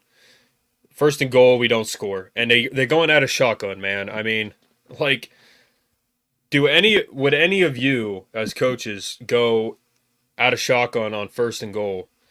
Literally, would you guys? Any of you? I would not. Us three.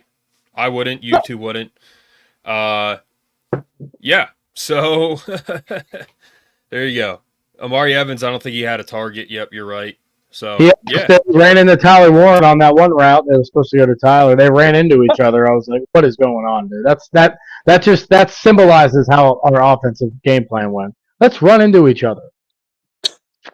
Yeah. But yeah, for you guys listening and commenting, please subscribe to the show. Support us. Support us on Rumble too, Spotify. Like and whatever. subscribe. Yep. Started this podcast on YouTube over about 2.5 years ago now, almost 3 years. So please help us get to 500 because then we can make membership content and get monetized. So please help us get there. We appreciate it. We don't sugarcoat anything on this podcast. We speak truthfully, and we're all diehard fans. That's fully vetted by me, who started this podcast. If you're not a diehard Penn State fan, you're not coming on here. And everyone on here that has been on here is. But Amari Evans had 0 targets. Yeah, that's when you knew things were going to go the wrong way, when they held us and then they ran it. Yeah, and then all they did was run the ball down our throat, just like Michigan did last year. I mean, it was so easy for them. But yeah, if you're Ohio State, like, you have to be very happy with what you did. All the credit in the world goes to Ohio State. You're not that good of a team, and you made us look bad. And we, in fairness, made you look better than you are, as we always do. But the biggest story is, why can't we run the ball at all? Like, zero. Zilch. We cannot run the ball, man. What happened? That's our MO, like, right, religiously, man. Yeah, look at this. Running the ball. We cannot run the freaking ball, dude. Rushing. Warren was the leading rusher. He barely touched the ball, which, again, 2 touchdowns out of Warren and we win the game. Like, that's like, he didn't touch the ball literally he didn't touch the ball until the third quarter. Insane. I mean, you can't be that afraid to give it to the guy who clearly would make plays happen. Like, you can't say, like, James Franklin was like, oh God, we can't give away our best, like, player. We can't give away, like, how he's going to do things. Well, why not? Like, you can't tell me that you think that Ohio State would be able to beat you out with Tyler Warren. The dude's 6'6", 6'7", 240, 260, whatever his poundage is. That's a big dude to bring down. I'm sorry, you had every opportunity to use a guy like that, and it never went down. So, yeah, coaching, always coming back to it. And what he said, we got out-coach. Chip Kelly out-coached Andy. And the funny part about that is Chip Kelly got out-coached by Nebraska last week. And what? Yeah. Like, that's all I have to say. Nebraska out-coached thing too, man. Kelly. I'll say this in response to that as well. Kevin, or who said that about Chip Kelly? It was Kevin. Kevin. Yeah, so Kevin said, what really upsets me is Chip Kelly outcoached Andy. So here's the difference between Chip Kelly and Andy Kotelnicki. Andy Kotelnicki is on Penn State, and he has James Franklin as his backup. Chip Kelly is on Ohio State, and he has Ryan Day as his backup. So there you go. That's the difference. That's truly the difference. And again, this doesn't come. True. This doesn't come from a place of hate from any of us towards James Franklin. I really like the guy. I don't like the guy. I don't really like him. I should say I really like what he's done for Penn State, and I want this because I know he wants it too. But at the same time, man, like, it's like, was he trying to lose the game? Honestly, and they said in the comments he coached to not lose, and I think that's what the answer is. He coached to not lose. He didn't coach to win. Yeah, but those crossing routes were deadly. Yeah, and Warren, yeah. Chip Kelly coached Ryan Day at one point, exactly. LOL, true. Day owes Kelly to be his own man and OC. Yeah, I just... Uh-oh. Michigan State's up 10-0 to Indiana. That's not good. I put money on Indiana. Yeah, see, that's another thing. I didn't bet on this game. And I didn't go to the game because I don't think I could drop $1,000 on tickets to go watch a James Franklin coach team. I just can't do it. Oh, dude, if you dropped $1,000 to go see this game, you'd have lost so much more than money. He coached to not lose against USC. Against USC, he coached to win. Yeah, and that's the thing, man. Every single time USC or Ohio State, Michigan, Penn State they choke. They choke. And we didn't put the ball in our best player's hands. The Heisman potential tight end didn't put it in his hands. Why? Yeah. Ask God. I don't know. I don't know who to ask. Jared doesn't know. Brett doesn't know. I don't know. I can't talk to the coaches because I don't know. Brett has some good sources. They don't know. So, yeah. Yep. I don't know, man. We're good. Sorry. Not to interrupt, but Indiana's up 21-10 at the half. False alarm. That works. Let's go Hoosiers. Yeah. Again, please support the channel. We've gone up in subscribership since we started this episode. That's awesome. Thank you guys for that. That is awesome. Thank you guys.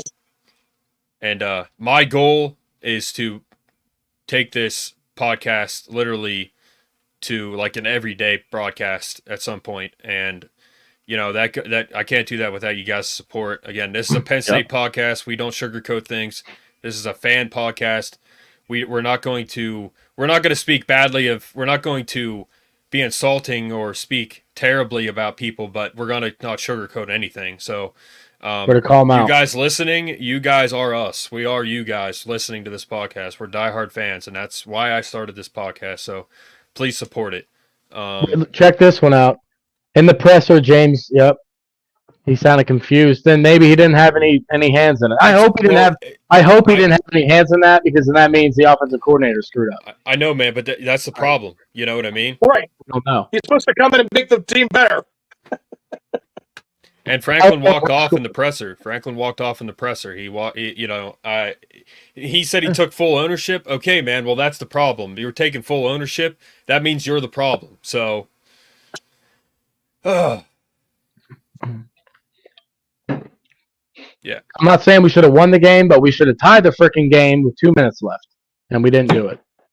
There's no reason for it, man. There's no excuses. Yeah. Kevin said what he would do to make a fraction of what Franklin makes. He makes $10 million a year. Yeah, and again, like, he makes $10 million a year, and he's still wrong a lot. Like a meteorologist. Franklin, not Kevin. So yeah, it's his coaching this year. Up to this game, this was the best coaching I've seen out of him. And then this game happens, and he falls on his face. I don't get it, man. I don't get it. He seemed so fired up all season. He looked different, Franklin. Yep. And then again, they choke. Like there is zero excuses as to why you're losing against Ohio State at home. I honestly, man. Honestly, and here's the thing. I don't think there's a single Penn State fan, a single one, that likes him and is okay with what his tenure has been.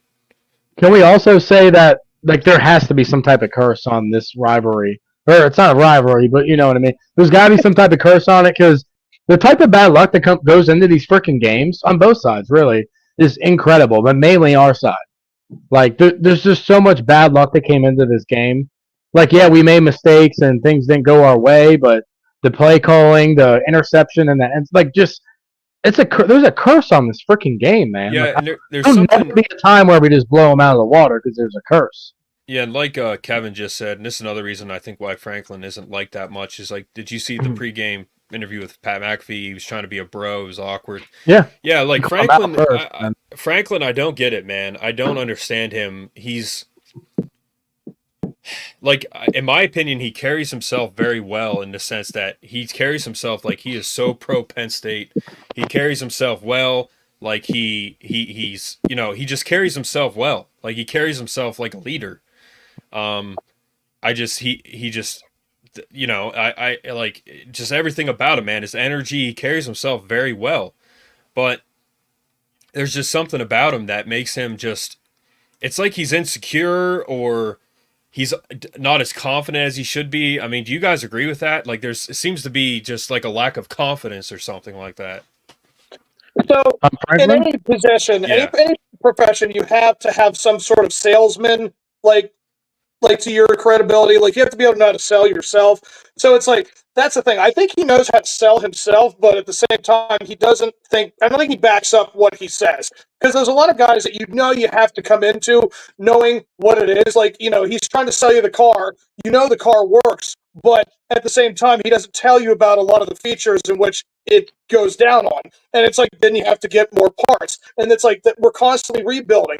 And it's like, where is this ever going to go? Like, that's the thing. It's one thing if you know how to do the job. It's another thing when it's like, that's what you want it to be. You just want to be your job.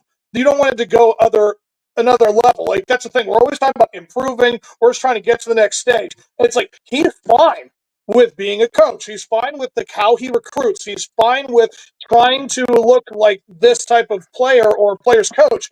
But where is it getting it? Honestly, it's like, it's always, we're good enough to do this, and then somehow it never shows up when it matters.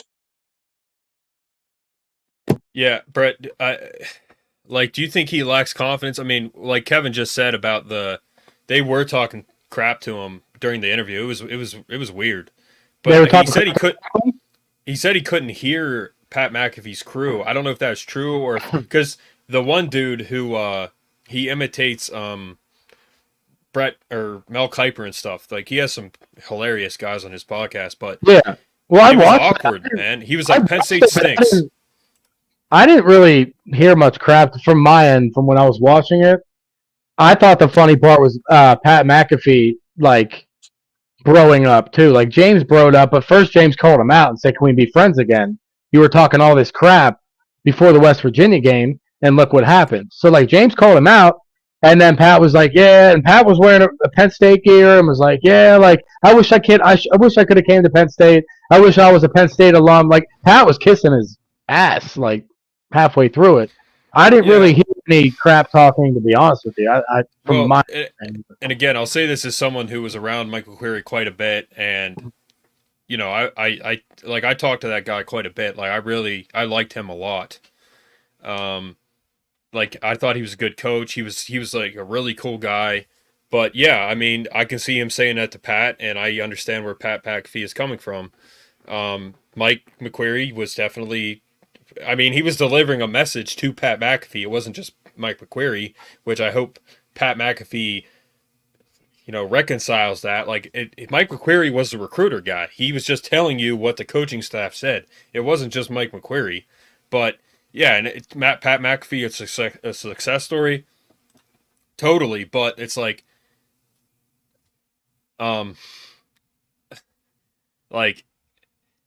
Penn State screwed up there, but Pat McAfee probably wouldn't be who he is without that story, you know. But yeah, it was just awkward, man. Like Franklin, he's definitely an arrogant guy, and I don't necessarily mean that totally in a bad way, but he's very arrogant.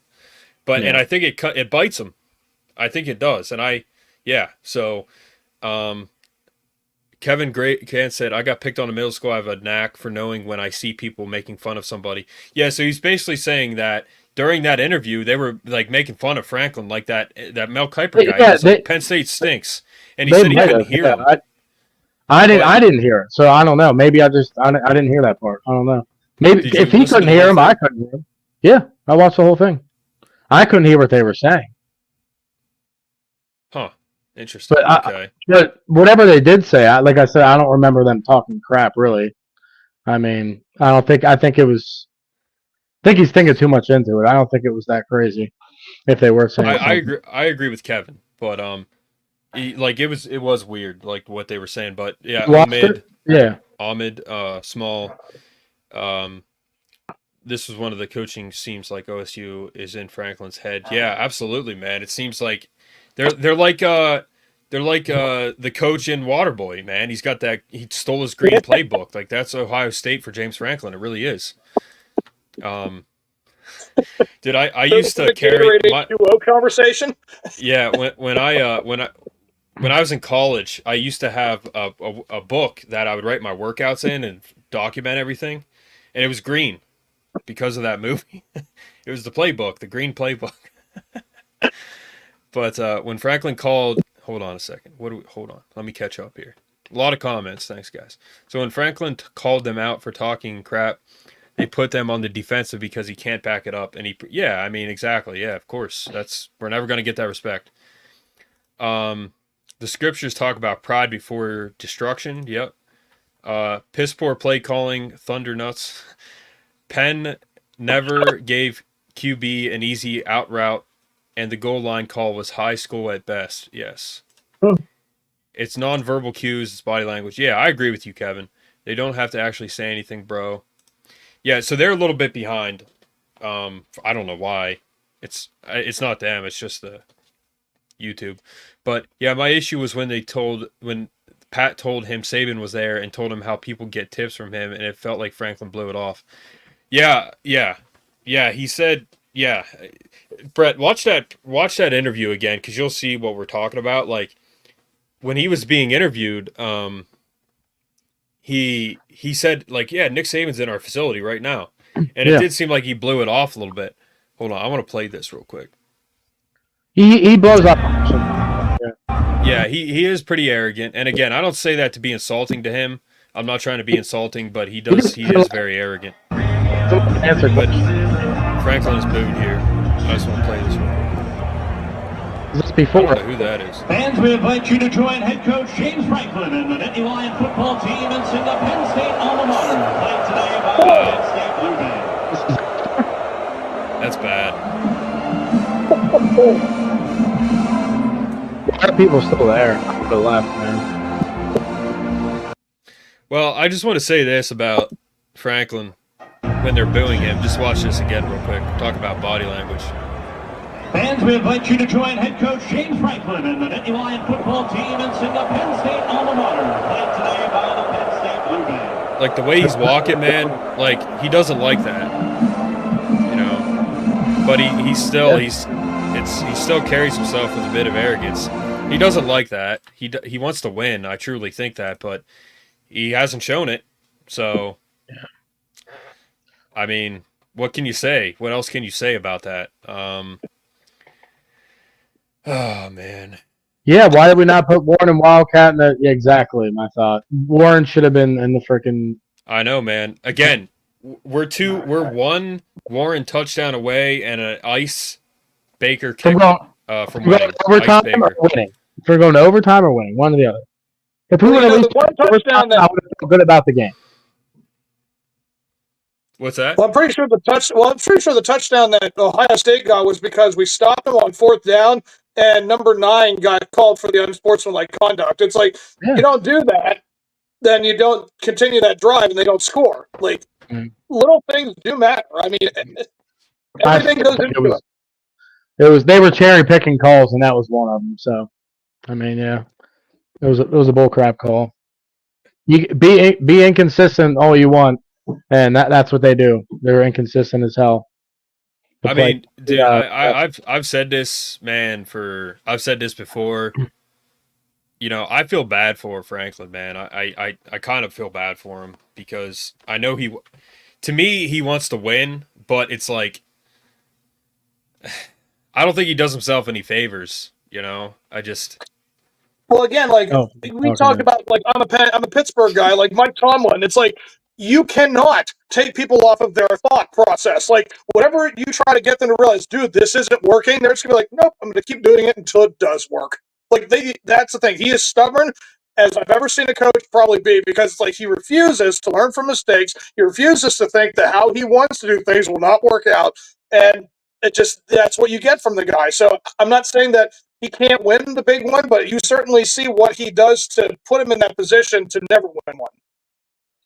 Yeah, that's what Kevin just said. The 500-pound elephant is that he can't win the big game, and they know that, and he knows that.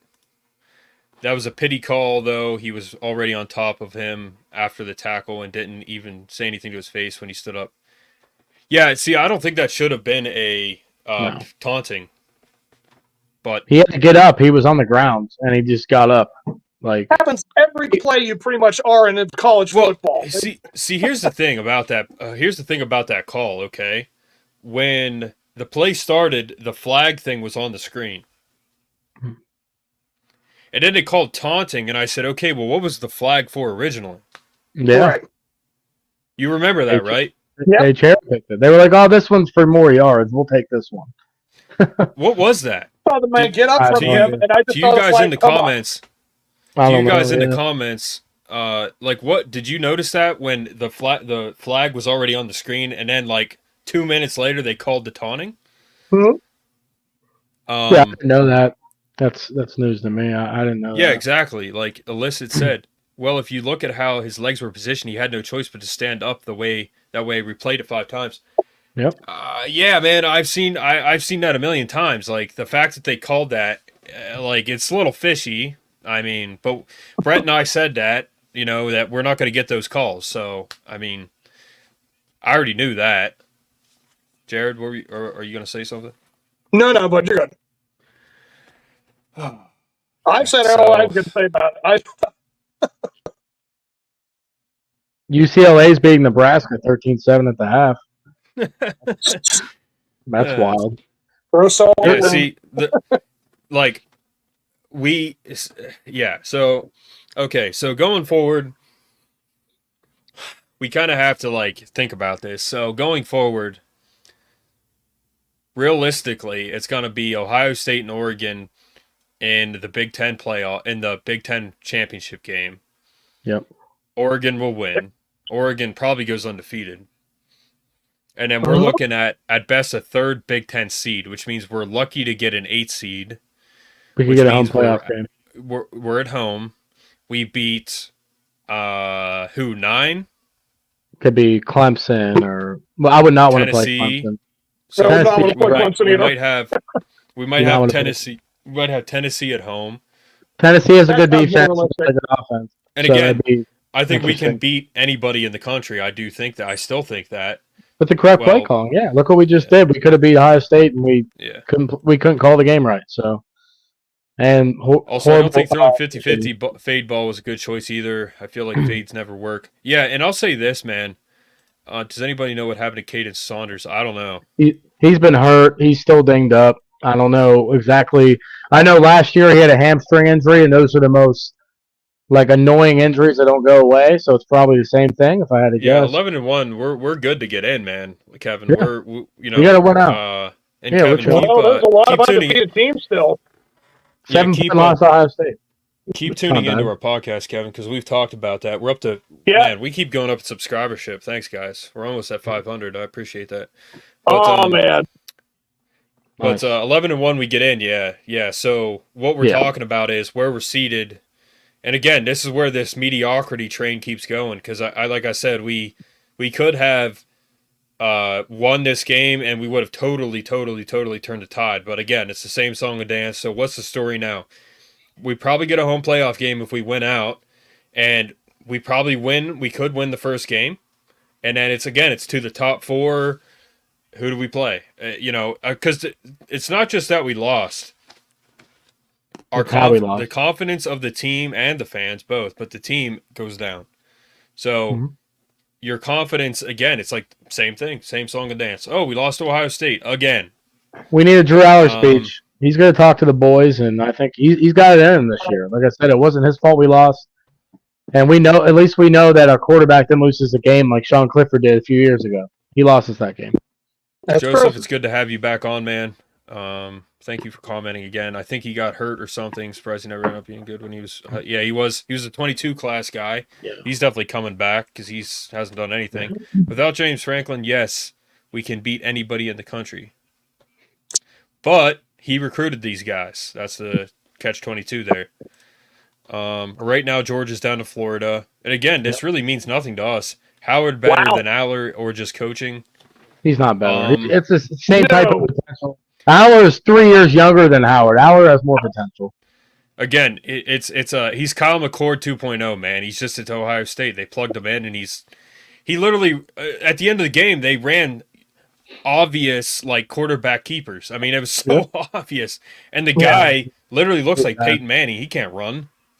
It's obvious, man. And this is another part that sucks about losing this game is Will Howard is like, they recruited me and they didn't pick me. It's like, Will Howard, you're not that good, okay? There's a reason we didn't, you didn't come here. It's because you're not that good. Just because you beat us, I mean, a tire on a Ferrari doesn't make you a whole Ferrari. You're just a part of it. So, let's get to this one. Does having elite receivers make a difference in this game? So yeah, obviously. Yeah. And I want to bring something up about that. It's going to be a couple years, but the dudes that we're recruiting right now for 2025 and 2026 can be difference makers. They're either 6'2", 6'3", 200 pounds, big body receivers, very athletic. We've talked about recruiting before. We'll talk about it again, so you can definitely check in at a later time. The dudes that we're recruiting right now are bigger, more explosive. We're looking for the Chris Godwins, the not even Park Washingtons because they're taller than him, but we're looking for playmakers now, and they're coming to Penn State. It might be a couple years until we see them play, so it's one of those things we might have to bite down and wait for it. But then that throws up who's going to be the quarterback. If these guys are going to be effective 2-3 years, by then Drew Aller will be gone. And we got Ethan Yeah, again, it's like the game. We won't have it's like the Steelers, Jared. It's a never-ending cycle. It's like the Steelers. It's a never-ending cycle. We got Ethan Grunkenmeyer, top 10 quarterback. He's a true freshman this year. Same quarterback coach as he's from Florida. He's from Ohio. Same quarterback coach as Aller, so he's going to be legit. He's not as big, but he's 6'2", 200 pounds right now. 6'2" is tall enough. He can gain a few pounds, get in the weight room. He slings it just as good as Aller. Might not be able to throw it as deep, but throws it just as good. But Brett, the problem is I like you, bud, because again, I'm a diehard Penn State fan. I will learn the names of the roster when I get them every year for when they play the games. But you go further into it. You know what's coming 5-10 years down the pike. So that's why I like you, bud. It's the coaching, guys. It's the coaching. So what does it matter? Well, you have good receivers who can make their own plays. Like that's what I'm saying. Like Harrison Wallace is good, but he can't do everything. He can win in spite of your coaching. That's what he's saying. We need 3 good receivers, not one. And Jeff Exner, Jeff Exner is 200 pounds, 6'2", and he's 17 years old. Yeah, and so, we got Fleming today. What did he do? Yeah, he was only targeted once. So I don't know. He's pissed off. That's for sure. Pennsylvania guy losing to his old team. Yeah, exactly. See, that's what I'm saying. Irby. That's what I'm saying. It doesn't matter how good you recruit if you can't produce on the field. That's not true because our defense always has good players and they make plays. Our offense has been struggling in the receiver category. So if we get difference makers at receiver, that could change a whole lot. We don't know because we haven't had the receivers. We have the tight end always, and they always make plays. We have the linebackers and defensive ends. They always make plays. It does. Recruiting does matter in that. So we got to see it. They took away the most important thing that we have is the run game. Like you said, they took that from us, and we were forced to see what we could do with our guys like Clifford and Harrison, or Wallace III and Fleming. And it was like, what did you do? You get one huge play with Wallace. That was an amazing catch Wallace had. And then Fleming did his own. Yeah, I'll just say this: like, yes, the receivers make a difference, but at the end of the day, we just need to win, and that's where I come from. I don't. There's no excuses from me. We need to win. We did it, and that's it. Yeah. We could have us 3 playing receivers, and there's no excuse. It doesn't matter. The offensive coaching did not put their best players in a position to win. It's the coaching. It's totally the coaching. Offensive play calling, and it's the head coaching trickles down. He doesn't manage games. He doesn't. He doesn't. And it's sad at this point. It's sad. He is recruiting well. At this point. He's recruiting well. Yeah, he just doesn't produce them, man. That's the one thing I'll never say bad about James Franklin ever. He does not recruit. Yeah, Kevin. We literally the 22 class who we're talking about. They literally were like all in the top. Like they were all in like the top 50 at least.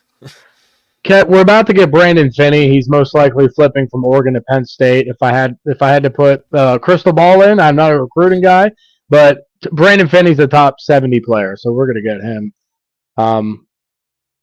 Nope. So he said nope to. Do we have top 100 guys? Yeah, we do. Oh, 25. Do we from 25? Brandon Finney's top 100 guy. We're gonna get him. But receivers, there's diamonds in the rough. Just because some people play at smaller schools and they're not. Some of the recruiting is bogus, anyways. To your point, A-Cross, again, it doesn't matter if you don't have the coaching that can win games with the talent. It doesn't matter who we get. Kajana Carter was a linebacker when he came to Penn State, and he ended up almost winning the Heisman at running back. So it's the coaching, man. It's the coaching. That's what it comes down to, truly. I don't care who we get in recruiting, man. I thought this 22 class would make a difference. Same song and dance every single year. It doesn't matter. This is proof. Today is proof that it doesn't matter who we have. I'm not diminishing what Brett's saying. I'm just saying that 22 class today is proof that it doesn't matter who we have. We can't. It's not going to happen. So it's all 11 guys have to execute on every play. One person makes a mistake, the play doesn't happen correctly for the most part. So yeah, it comes down to execution too. 11 players are on the field. You could have 3 players killing the whole game, but if the other 8 aren't playing well. I don't think we'll win this game with Manny Diaz, no. No, we won't. This is the offense today, not the defense. He must be talking about the celebration, cost 22. Yeah, I mean, yeah. Yeah, see, that's the thing, man. You had Tony Rojas, you had Abdul, you had that front six, and they should have been blitzing the whole game. I mean, Will Howard's not that good. They should have been blitzing the whole game. Yeah. Maybe that was a bit strong. Recruiting does matter, but an elite coach would be getting these teams in better place for sure. Yep. Yeah, you're right. I know, 2025, I remember Aller's number 3 and Singleton was 19. Yep. Not just tickets, but all sales of PSU items to NIL money. That would help for sure. Salam stole it. Heisman. Yeah, he did. You're right, Kevin. He did steal it from Kajana. Unrightfully so.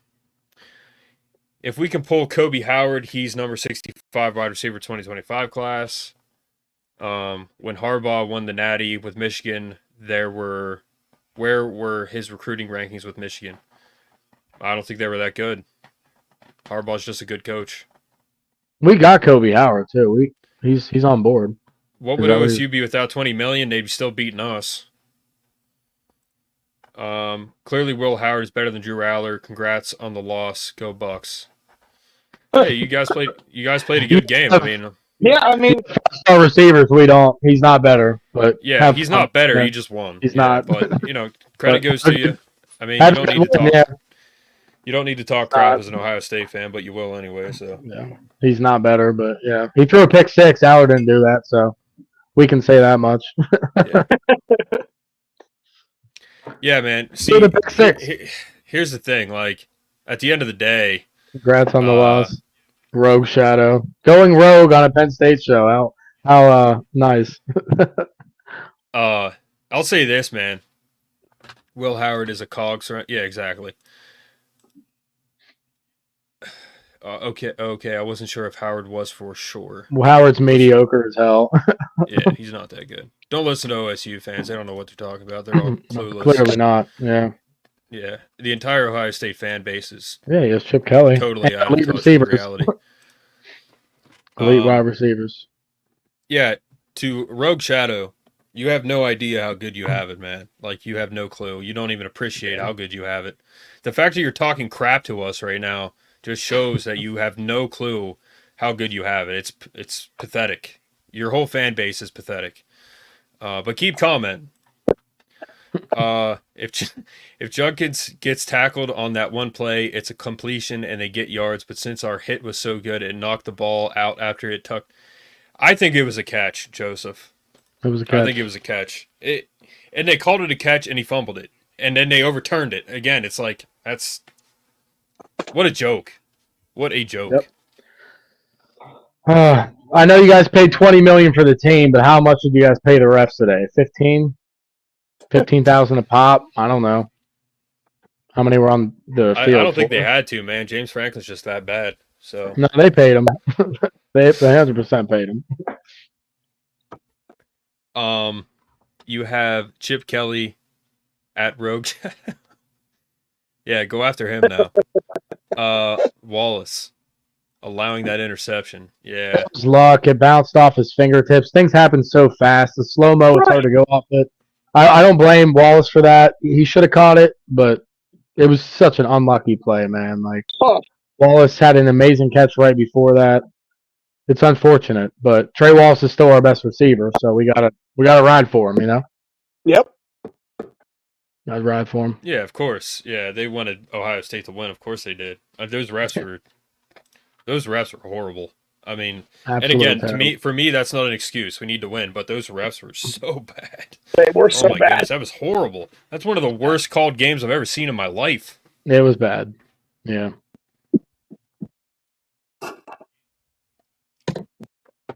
Six offensive points. Yeah. That says it all.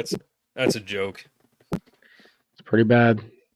Should have been 20 offensive points because you got to the red zone twice, 0 points, man. But again, Brett and Jared, so at the end of the season, okay, we're at the end of the season now. It's the morning of the playoff reveal. Where are we at? We got to run the table with enthusiasm, and we got to be fierce. We got to play Washington and beat the heck out of them. I want to see us beat Washington by 20 plus. I want to see us put the hammer down. I want to see a completely confident team, a better coached team, a more disciplined team. I need to see much more out of James Franklin, Andy Kolonicki, Tom Allen, even all of them. They have to step up to the freaking plate and hit this shit out of the park. Because if they don't, I mean, everything's still laid out for you, man. Bad loss today, really bad loss. I got to see receivers get open. I got to see the running game have life. There's zero life in the running game. You could just run Tyler Warren the whole game. He would have had 100 yards. The offensive play calling has to be more creative. It has to come out and have a little bit more of a statement. They need to get a little more downfield. They definitely need to include Warren. Like, I don't even know why that would even need to be said. Like, that should never have been a problem. Again, you wonder why they make the decisions they make, and that just constantly is holding it back. Where, again, you have Washington next week, and then I know at some point, who do we play after that? I know we have someone before Minnesota.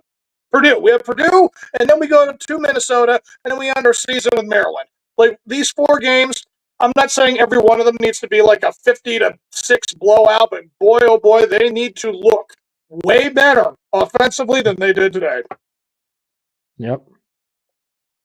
Yeah, it's the same song and dance, man. Yeah, Gus Johnson should have worn a OSU tie. Such an obnoxious homer. Yeah, absolutely. By the way, I want to say this too. The world famous Ohio State Buckeyes. First of all, Gus Johnson, you are a total moron. That's one of the dumbest things I've ever heard in my life. Dude, and I hope you hear this. Like, you are a moron, and you're an Ohio State homer, and it's obvious. Like, you're classless as a commentator. And I liked you before. He's been calling NFL games for a long time. He's a moron. He is. You don't act like that towards one team. You don't. And it's bad, man. It's bad. He's calling he's calling them the world famous Buckeyes. That's not true. No. He had nothing good to say about us. He had tons and tons of good things to say about Ohio State. Joel Klatt at the beginning of the game totally put him in his place. He said, "Yeah, the world famous Buckeyes." He said, "Well, this O-line isn't world famous." So yeah, I like Klatt too. And I don't like to call people names, man. Like, I'm not saying that because I'm like emotional right now. It's just to call games like that, you are a moron. Like you're not. You should not be biased. Nope. No, that's horrible. Kirk Herbstreit isn't even that bad, and I can't stand him. Not. So yeah, it's bad. It's really bad, and it's frustrating because it's clear, and Fox keeps him on. So it is what it is. Jared, what do you think? I'm good to go, bud. Makeshift offensive line. Yeah, exactly. Minnesota ruined our season 2019. Watch Franklin do it again in the cold. Oh, I actually like Klatt. Me too. He is. Hey guys, just a heads up. Not to interrupt you guys. I'm at 2% with my phone. Just to let you know, I'm going to be dying off soon if we don't end this. All right, go ahead. 2 hours. Thanks, guys, again. Hi, Jared. My least favorite part about Gus too is after the game was over, we already know James Franklin's freaking record against top 5 teams, against Michigan and Ohio State. They say it every 3 days, man. We already know. You don't have to say it at the end. You're pissing me off. Yeah, he said it again. He's like, once again, Franklin loses the big game. Yep. I don't feel bad calling him a name. Screw him. No. He even retorted Gus and said, "Well, Gus, what's not famous is the left side of their offensive line." But he's true. He was right. Will Howard 2 passing TDs, Drew Howard 0. Dude, okay. You guys have 5-star receivers, bud. Yeah, man. Listen, you're not gonna make us mad. Like, go eat popcorn and celebrate, dude. Who cares? You're just doesn't make him better. Fan. Like you guys have. Why are you on here? Johnson just rolls with the pick 6. Yeah. Yeah, he had a 6. Dude, Will Howard is like, he's not that good. Johnson just rolls with the flow of the game. He leads the team that is winning at the time. Yeah, exactly. We want Saban. Made Kolonicki head coach at this point, so I'm convinced Franklin took over at the goal line situation. I mean, don't he should know that. We don't know. That might have been Kolnicki, man. That's what I'm Rogue pissed Shadow. about. Rogue Shadow, like, we're not mad, dude. what do you think? Everybody's mad. You're laughing about it. Sounds like y'all mad. Not Dude, mad you at all. won the game. Why are you talking crap right now? Seriously. Yeah, Like, you're classless, seriously. man. Like, just stop. Yeah. Rogue Shadow. Like, we're not mad, man. Like, we're being totally, like, we're being good sports about this. Like, every receiver you have is a 5-star. We don't have them. yeah, you're just making your fan base We look don't bad, have dude. them. Yeah. Saving the savior. Igbuka Yeah. is an NFL wideout rogue. Yeah, of course. Yeah, like Kevin just said. Yeah, he is. But don't pay attention to him. It's whatever. Yeah, I think it was Kodonecki still calling just based on the presser. Yeah, it was bad, man. Like, but Franklin saying, I don't know why we didn't get Warren the ball. That right there is, again, like, dude, you can't be a head coach. That was the most crucial play calling of the season, and Like, you can't be a head coach, man. Like, you need to just not be a head coach if you don't know that. And he's saying that publicly. I mean, that just shows his arrogance, man. It does. Like, I don't know. I don't know what was going on. How don't you know you're the head coach? You should have asked him, what are your play calls for the red zone? Like, if you didn't ask him that, it's your job to figure out and be on the same page what's going on. How bad was the goal line situation when you're screaming, don't run it up the middle? Three do times. it 3 times. I felt like Yursich was a shotgun. coordinator. That was Mike Yursich. Like, was he on the sideline calling that? Like, was he there? Are you back Like, or what? I know.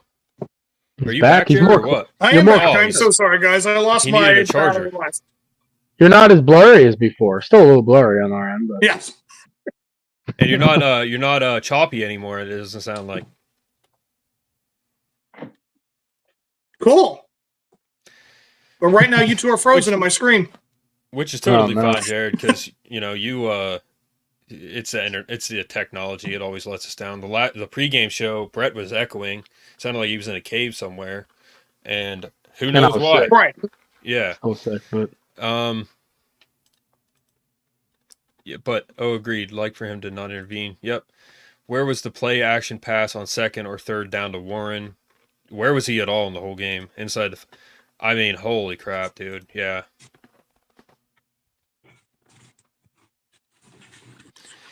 It was Jay Paterno all over again. Yeah, that's what I said earlier in the season, Kevin.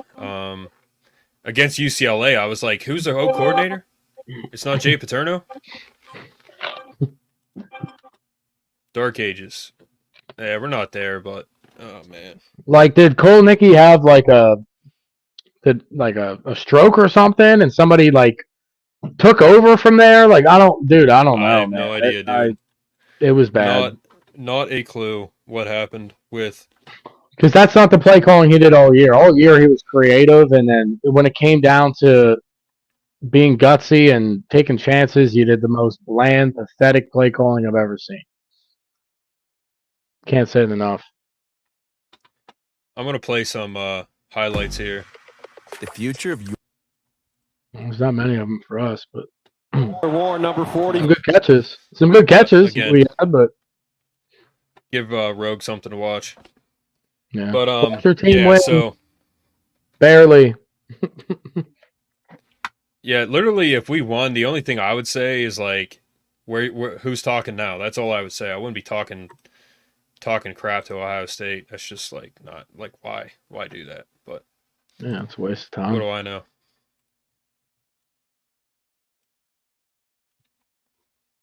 All right, Jared, are you? This drive was our best drive too. I don't And know we if should Jared's have popping in or touchdown. what. Yeah, Drew ran it like God- 4 times. Looks like a Godzilla movie. But yeah, man. I don't want to play it if it's gonna be slow. Jared's frozen right now.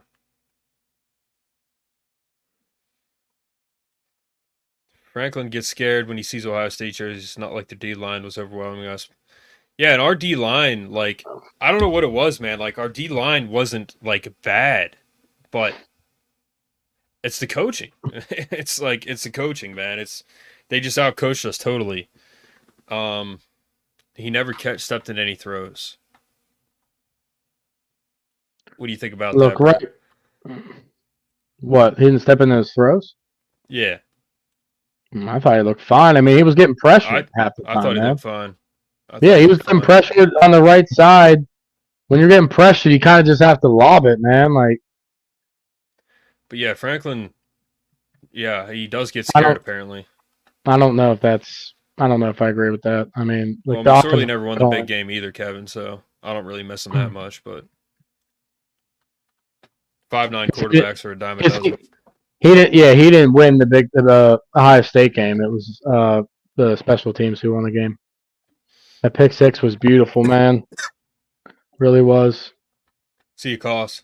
Thanks for coming on. Wait, let's play that pick six again for where is he at? Rogue Shadow. Rogue. He's still here. You want to see the pick six again? Where you at, Rogue? Yeah, we're gonna show you the pick six again. We'll play it in slow mo. There it is. Boom. Go Zion Tracy. Unbelievable touchdown! That's the nicest thing Gus Johnson's ever said about Penn State. Unbelievable.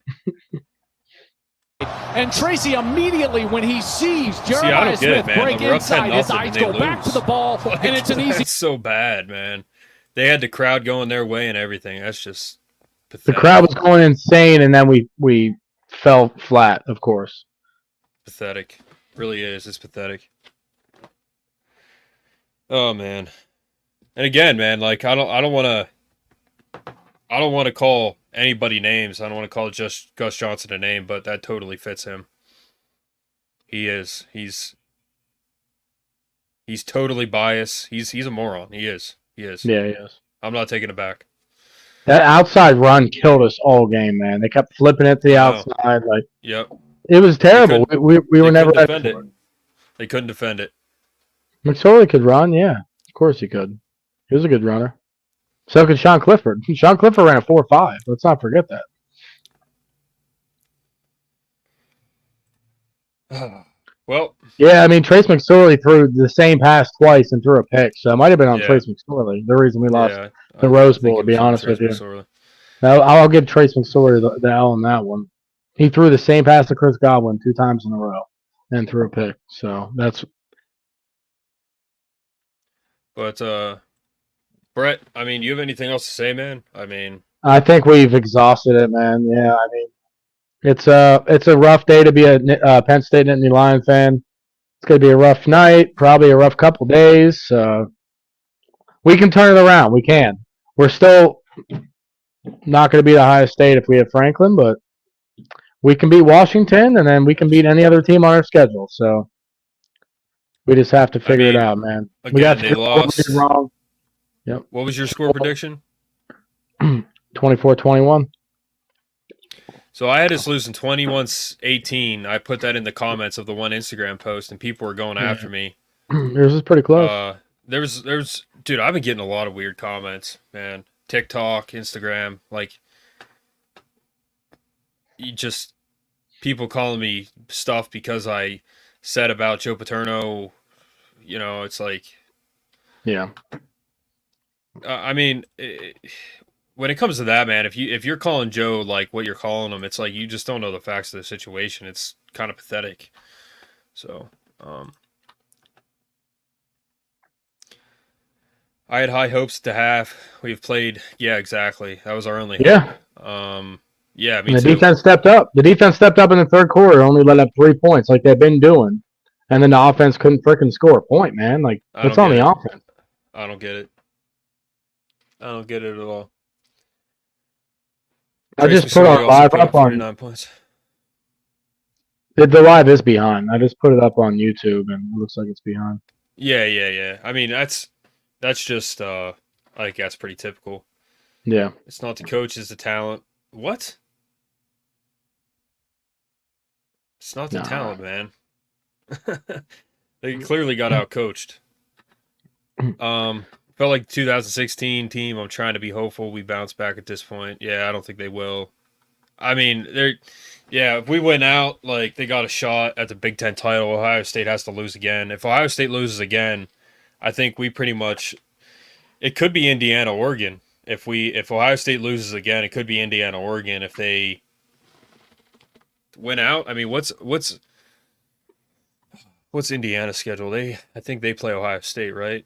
Yeah, so they play Ohio State, so they're going to lose to Ohio State most likely. Saquon Barkley put up most of those points, Kevin, but Trace McSorley had a good game outside that interception. If Ohio State loses, all right, so Indiana could lose to Michigan. I mean, they could beat Michigan and lose to LSU, and they could beat them both, and then it's like we can't even do that. But it could be. So Ohio State, they got Indiana. That's pretty much it. Michigan, they're not losing to Michigan. So who knows, man? I mean, the fate of us was in our hands, and we didn't do it. So, yep. Remember Franklin's elite team press conference years ago? Yeah, guess we're still not elite. Yeah, we're not. The coaching isn't elite, that's for sure. Just like it wasn't then. Godwin had 9 catches for 187 in that Rose Bowl. McSorley threw the ball down the field. Bring back Joe Moorhead. Yeah, that'd be nice. PSU has no receivers. Real passing game. OSU has NFL receivers. And we would need Indiana to lose twice and beat Ohio State, and we'd be in conference title game. And another bad look for the game today. Also, we had like over 100 recruits there. Not a good look for people who want to commit to Penn State. So nah. If I'm a recruit, I'm not going to Penn State. We're going to have a bigger list up for the whiteout, though. So if we play good next week, we could turn things around for some other guys. But I would have to question a recruit's thinking if they decided to come here. I mean, there's no reason to pick Penn State over Ohio State, Alabama, whatever. There's not. What reason is there to come here? Unless you want to stay close to home, that's pretty much about it. Yeah. But all right, man. We could probably hop off. Yeah, you've been on for over 2 hours. I've been on for like an hour and a half, maybe close to that. Yeah. Yeah, if you want to stay on, Brett, we can catch up a little bit if you want. But I'm gonna kick it off here. So, thank you guys for commenting. I really appreciate it. Tons of engagement today. Thank you, Joseph, and so we would need to beat Indiana. Joseph, Kevin, all you guys. Yeah. Thanks, Joseph. Thanks, Kevin. Thanks everyone for commenting. What's the one guy's name? Omid. Thanks, man. Omid. Thank you for commenting. You guys are awesome. Hopefully we see some of our old guys too, like James Williams, and we had a lot of guys on Lambda. We used to have a lot of guys that would comment regularly. Hopefully we get you guys back because you guys are appreciated. So pregame. We'll have pregame for who do we got? Washington whiteout. Again, man. They haven't announced the time yet. It's going to be 3:30 or it could be a 7 o'clock. We're praying it's a 7 o'clock. Because even if it's a 3:30 game, it'll still get dark for the second half, so it'll be rowdy. But let's be honest, we want a 7 o'clock. And Franklin, he's going to say everybody needs to show up for the whiteout. It's like, shut up, dude. We always show up. You need to show up.